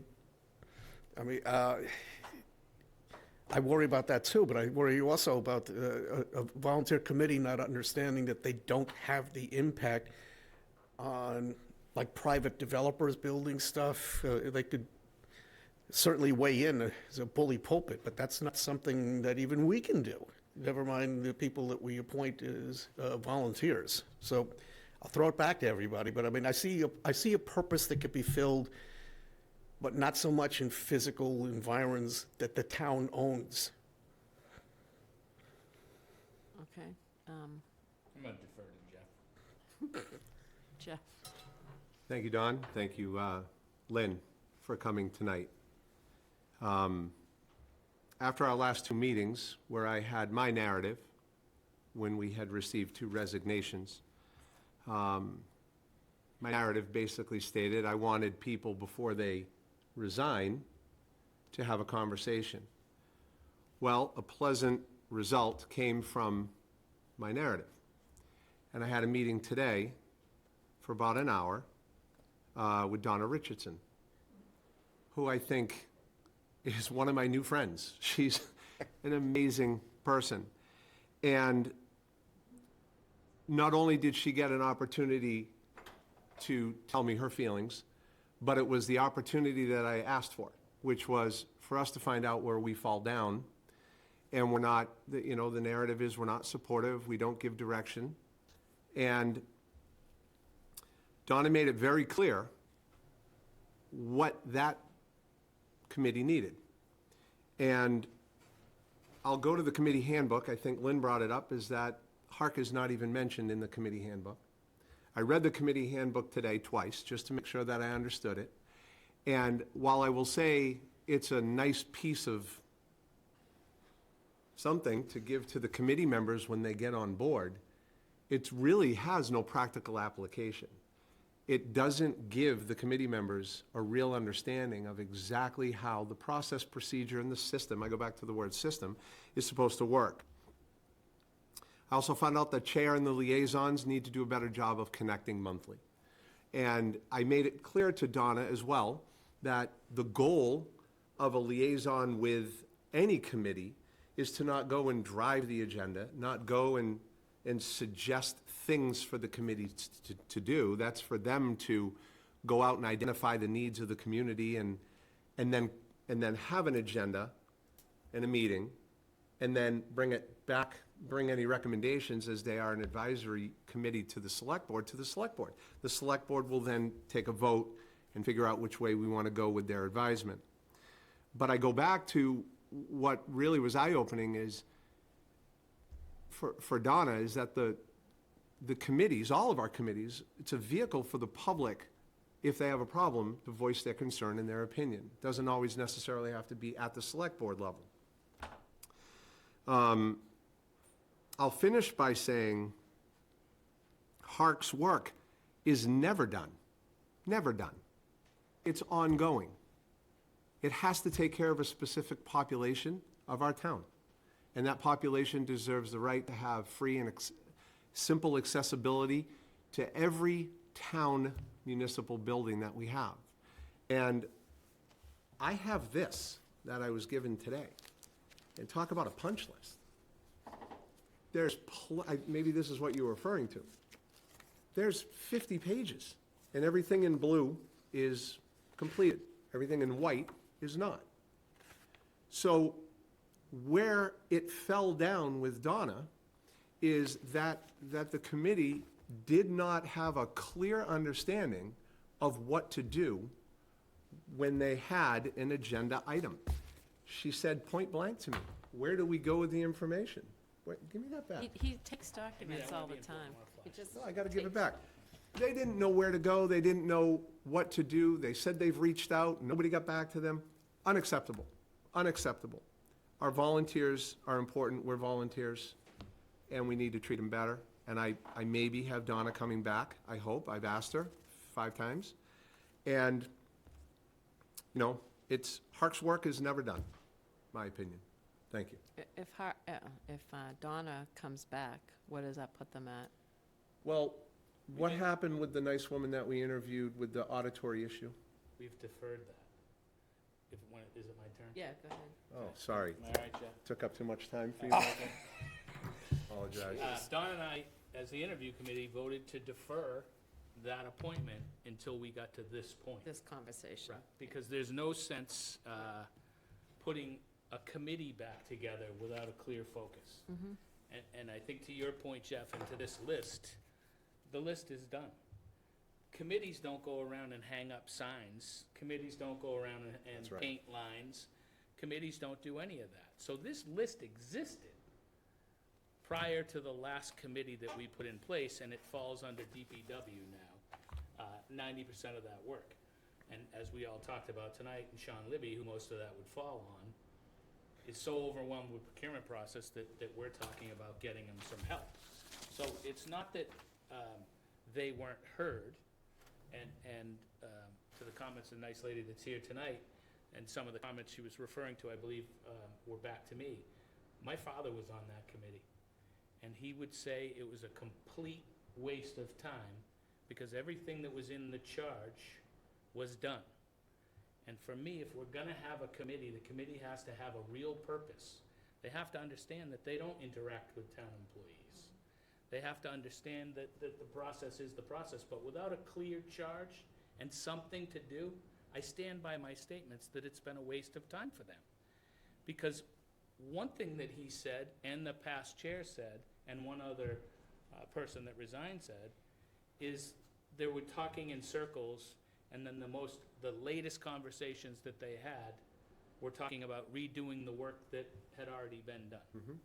So it's incumbent upon this board to put a charge together with clear direction. Because the other part of this is we have employees that this takes up an exorbitant amount of their time. So, and staff. And so without coming up with a charge, and there is a charge. I've heard twice that there was no charge. There's a charge. It's not in the committee handbook. But Larry Ballantyne and Megan Eldridge wrote the last charge, and the chair was very familiar with the charge, because when she met with me, she outlined everything that had been done and the need for more to do if the town needs it. But no matter what we put together for a committee, they have to understand that they're an advisory committee to the Board of Selectmen. And before we go ahead and populate that committee, we ought to make sure that it makes sense to. And we're not just doing something because we feel like we need to, because a few people want to do it. And I agree with you, Jeff. Well, Hark never ends. My father's handicapped. My grandmother was in a wheelchair from the time that he was 5 years old. I know all about it. Many, many, many people that I would like to support. But without giving them clear direction, what's the point? Jeff? I was very long-winded, but anyway, I will say. Trying to catch up to you. I will say, I agree with you 100%. There needs to be a clear charge. And then there needs to be a discussion when the committee reforms about the expectations of how things are going to move forward. And some committees meet 6, 7 times a year. That might be all this committee needs to do. But as long as we're all on the same page and we're all understanding the expectations that are being put forward, this is a committee that I believe Harwich should have, without exception. Well, Don? This isn't a defense as much as a declarative statement. We need to be able, as a board, to be able to articulate what it is we're asking him to do before. I'd be willing to take a shot at writing the charge, but So moved. but what am I doing? Unless I know what it is our objective is. And one fundamental thing is, again, we shot ourselves in the foot by going up to 7 people. It is not something that you want to do unless you're damn sure that you're going to wind up hitting a quorum every time. We got sold on that being an answer to something, and it wasn't. It actually only raised the ante. So, Larry did a better job recruiting. Yeah. May I? May I? Yes. So Don, my answer to that would be, and I hear what you're saying and respect it, but no different than I did with the treasure chest, with FinCom, which didn't go anywhere, and with the golf committee, take the existing charge, rewrite it, make a draft, present it to the select board. I mean, that's the next step for us to getting this committee back on track. And it sits with you to rewrite the charge, and then we can all weigh in and, you know, give you what we think. But that woman that we interviewed was an all-star, and she would be very helpful and very valuable to this town, as well as Donna, as well as Lynn, and all the other ones who are willing to give their time. yeah, but that's what I'm asking. Do you see this morphing into impediments for people who have accessibility issues? So like Sure. audible. The perfect example is what that lady said at the interview was, I went to the library and there were things I couldn't do because I couldn't hear. So it was an equipment issue. Well, that should be an agenda item. That should be talked about at their level and then brought to the select board with their advisor. I'm just looking for the future. That's what I'm saying, is Well, if you see this happening in that direction, you and I talked about this, I would love to be able to do that, Maybe but that's you not can the meet- current charge. Well, maybe you could meet with the committee right now and ask them what they think.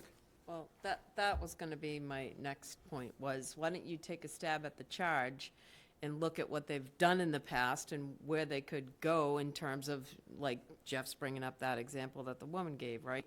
So look at those municipal buildings, look at what hasn't been addressed, and then you can add, like you're pointing out, other disabilities, right? I mean, I think that makes sense, because you can expand what their scope was if they've already achieved certain elements of the list that I think is a couple years of stuff that was done. And just to that point, any board member that wants to email Don their thoughts. Sure. And then Don has the resource of Megan Eldridge that was very involved. Right. Bring Megan into the loop, but I will email you my thoughts. Okay. And Yeah, past committee absolutely. members' thoughts to get you going. Yep. All right, so that's the direction we're going in for Hark. Contracts. Or can I just get a motion? Yep. I move that we approve the contract with Robert H. Lord Company in the amount of $84,588 for the replacement of the bleachers at the community center. Second.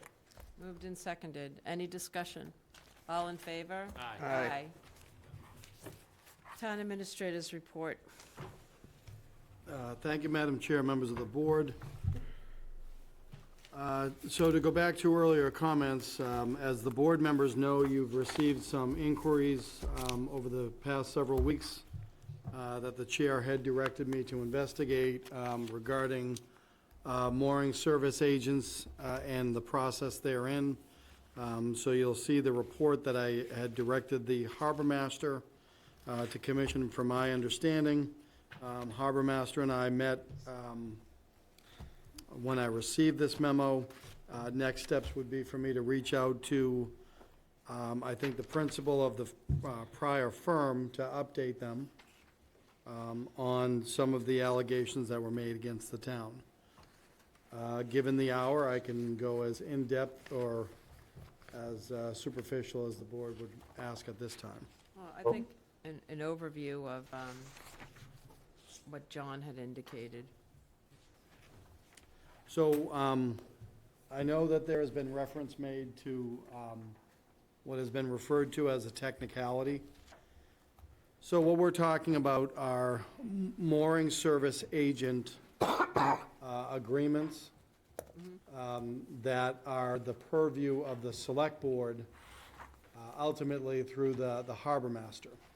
And so that process is a Chapter 30B process where the town is seeking respondents to a request for proposals and then evaluating through staff and then making recommendations to the board.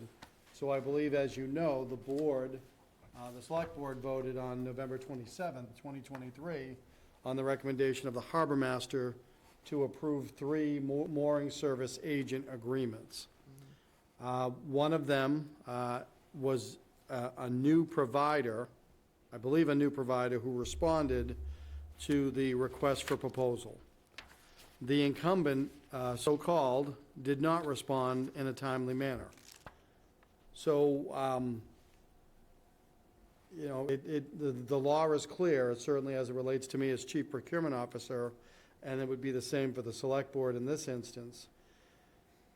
The law does not speak to whether it's 0.8 of a second late, 8 days late, 8 weeks late. Late is non-compliant, is non-responsive. So whatever we may think of the prior incumbent, the harbor master certainly cannot rely upon that, and the board, select board, could potentially be inviting hazard if you were to dispute the process. So in my opinion and in my reference to the board, as much as some may want to, we cannot simply chalk this up to a technicality. It is what is considered under the law as a non-responsive response. Thank you, Joe. Don? Thank you, Madam Chair. I get what you said, I mean, but I go back to when this actually all started. These are license agreements as opposed to just flat-out contracts. It went through an IG process with the state for almost a year.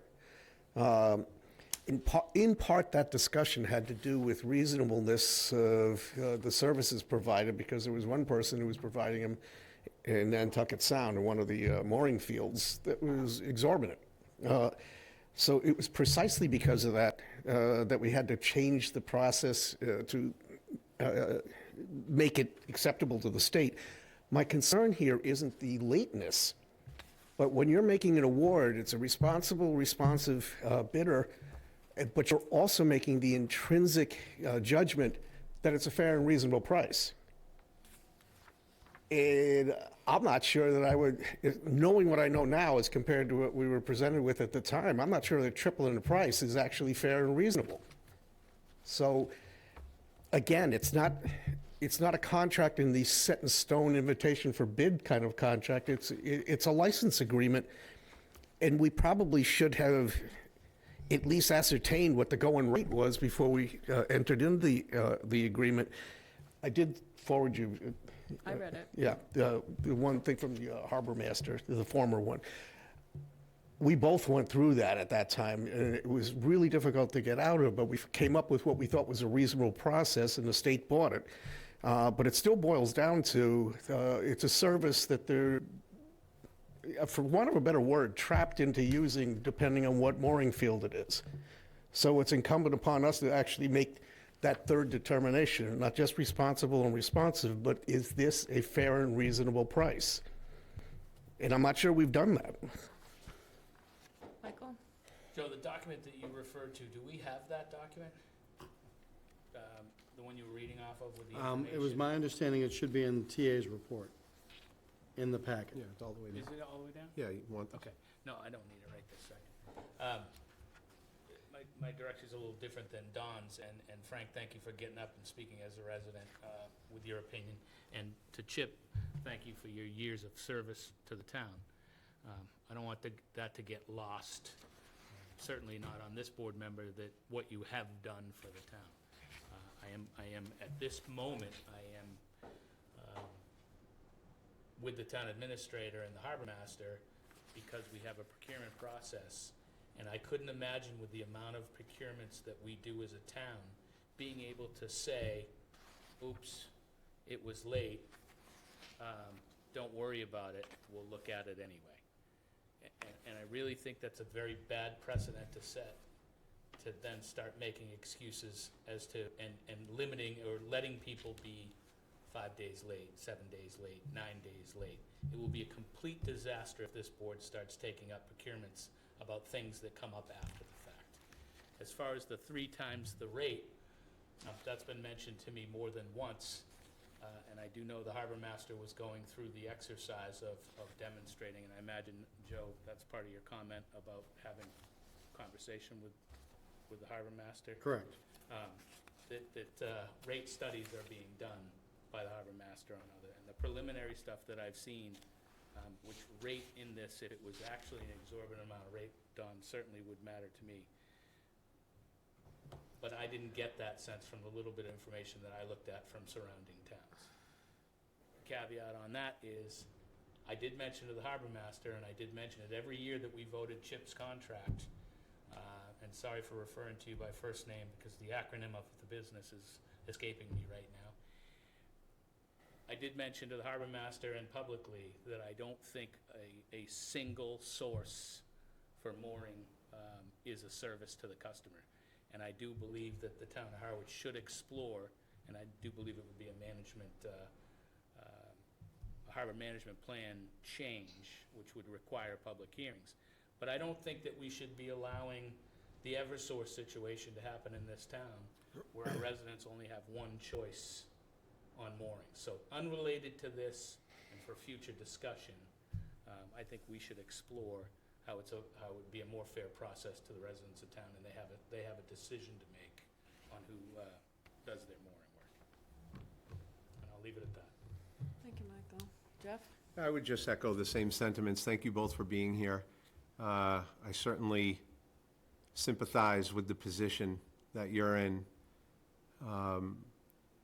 but with a date certain time, and as the town administrator made it very clear, late is late, and there is no way in my mind I could vote to do anything different based on the precedent that would set going forward with every other procurement that we outsource, so. Thank you, Jeff. Thank you. And I feel the same way, and I, again, thank both of you for coming and Frank, for you speaking. But, you know, there is a process. It's a legal process. We're bound to it, and we can't make excuses. If something's late, it's late, and we can't change that process. So I would agree with the harbor master and with the town administrator that we have to adhere to that process. Don? Just for the future, as what Michael was saying, is something I'd be really interested in. We were the unfortunate first case for the IG and the mooring fields. I think Mr. McCaskill and I have talked briefly on this subject, that some of the other people who followed us seem to have had a little bit broader authorities than what we chose. And it hasn't been revisited since back in the early 2000s. Might want to look at what other people have been allowed by the state to do, because I keep saying the state because they own the sand under the water. I mean, and they get to determine, what's going on here. We don't own that area. And I'd be interested in seeing that as a future homework assignment, to see what it's like to have multiple mooring agents. I think that'd be a great idea. Thank you, Don. That concludes my report. Thank you. I think he wants to Select board, what? I think he's got his hand up. Okay. May I speak? Sure.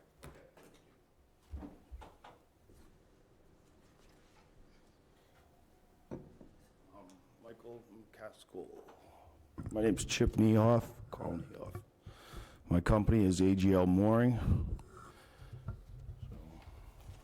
I just lost the acronym. I knew your name. Sure, thank you. Perfect is the enemy of good. Don Howe. I just heard that about 30 minutes ago. 15 years I've been performing exemplary service to mooring permit holders in the town of Harwich. I don't know what perfect is, but exemplary is pretty close to that. Listening to this discussion tonight, I've heard customer service is extremely important.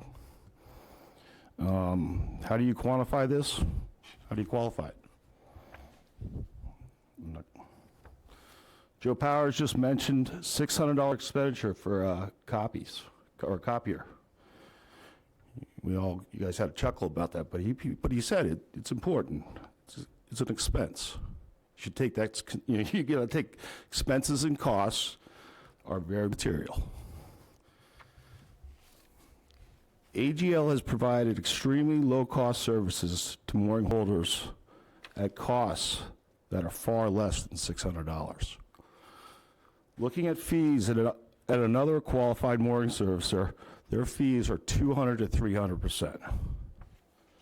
This is what's posted.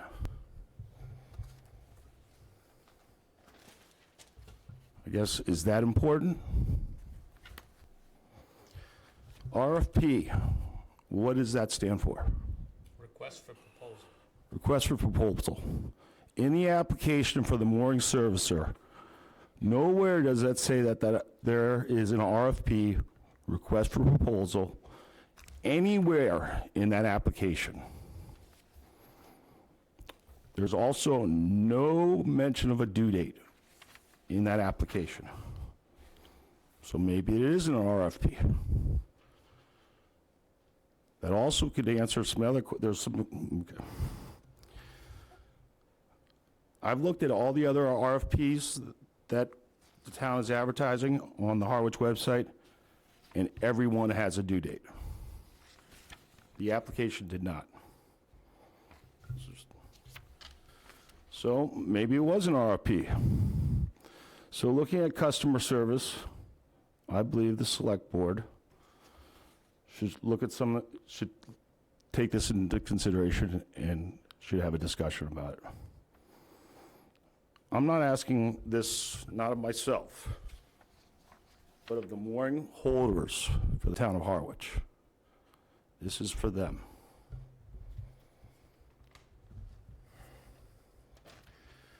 I also would just add, at this present time, there has been no damages to either parties, Lower Cape Marine Services or myself. Going forward, there could be damages. So, again, you have to ask yourself what's in the best interest of the permit holders of moorings in the town of Harwich. Thank you. Thank you. Thank you. Select Board report. Michael? I have Jeff? I have nothing. Tom? Nothing. And me. You're one. I have nothing. Move to adjourn. Second. Moved and seconded. All in favor? Aye. Aye.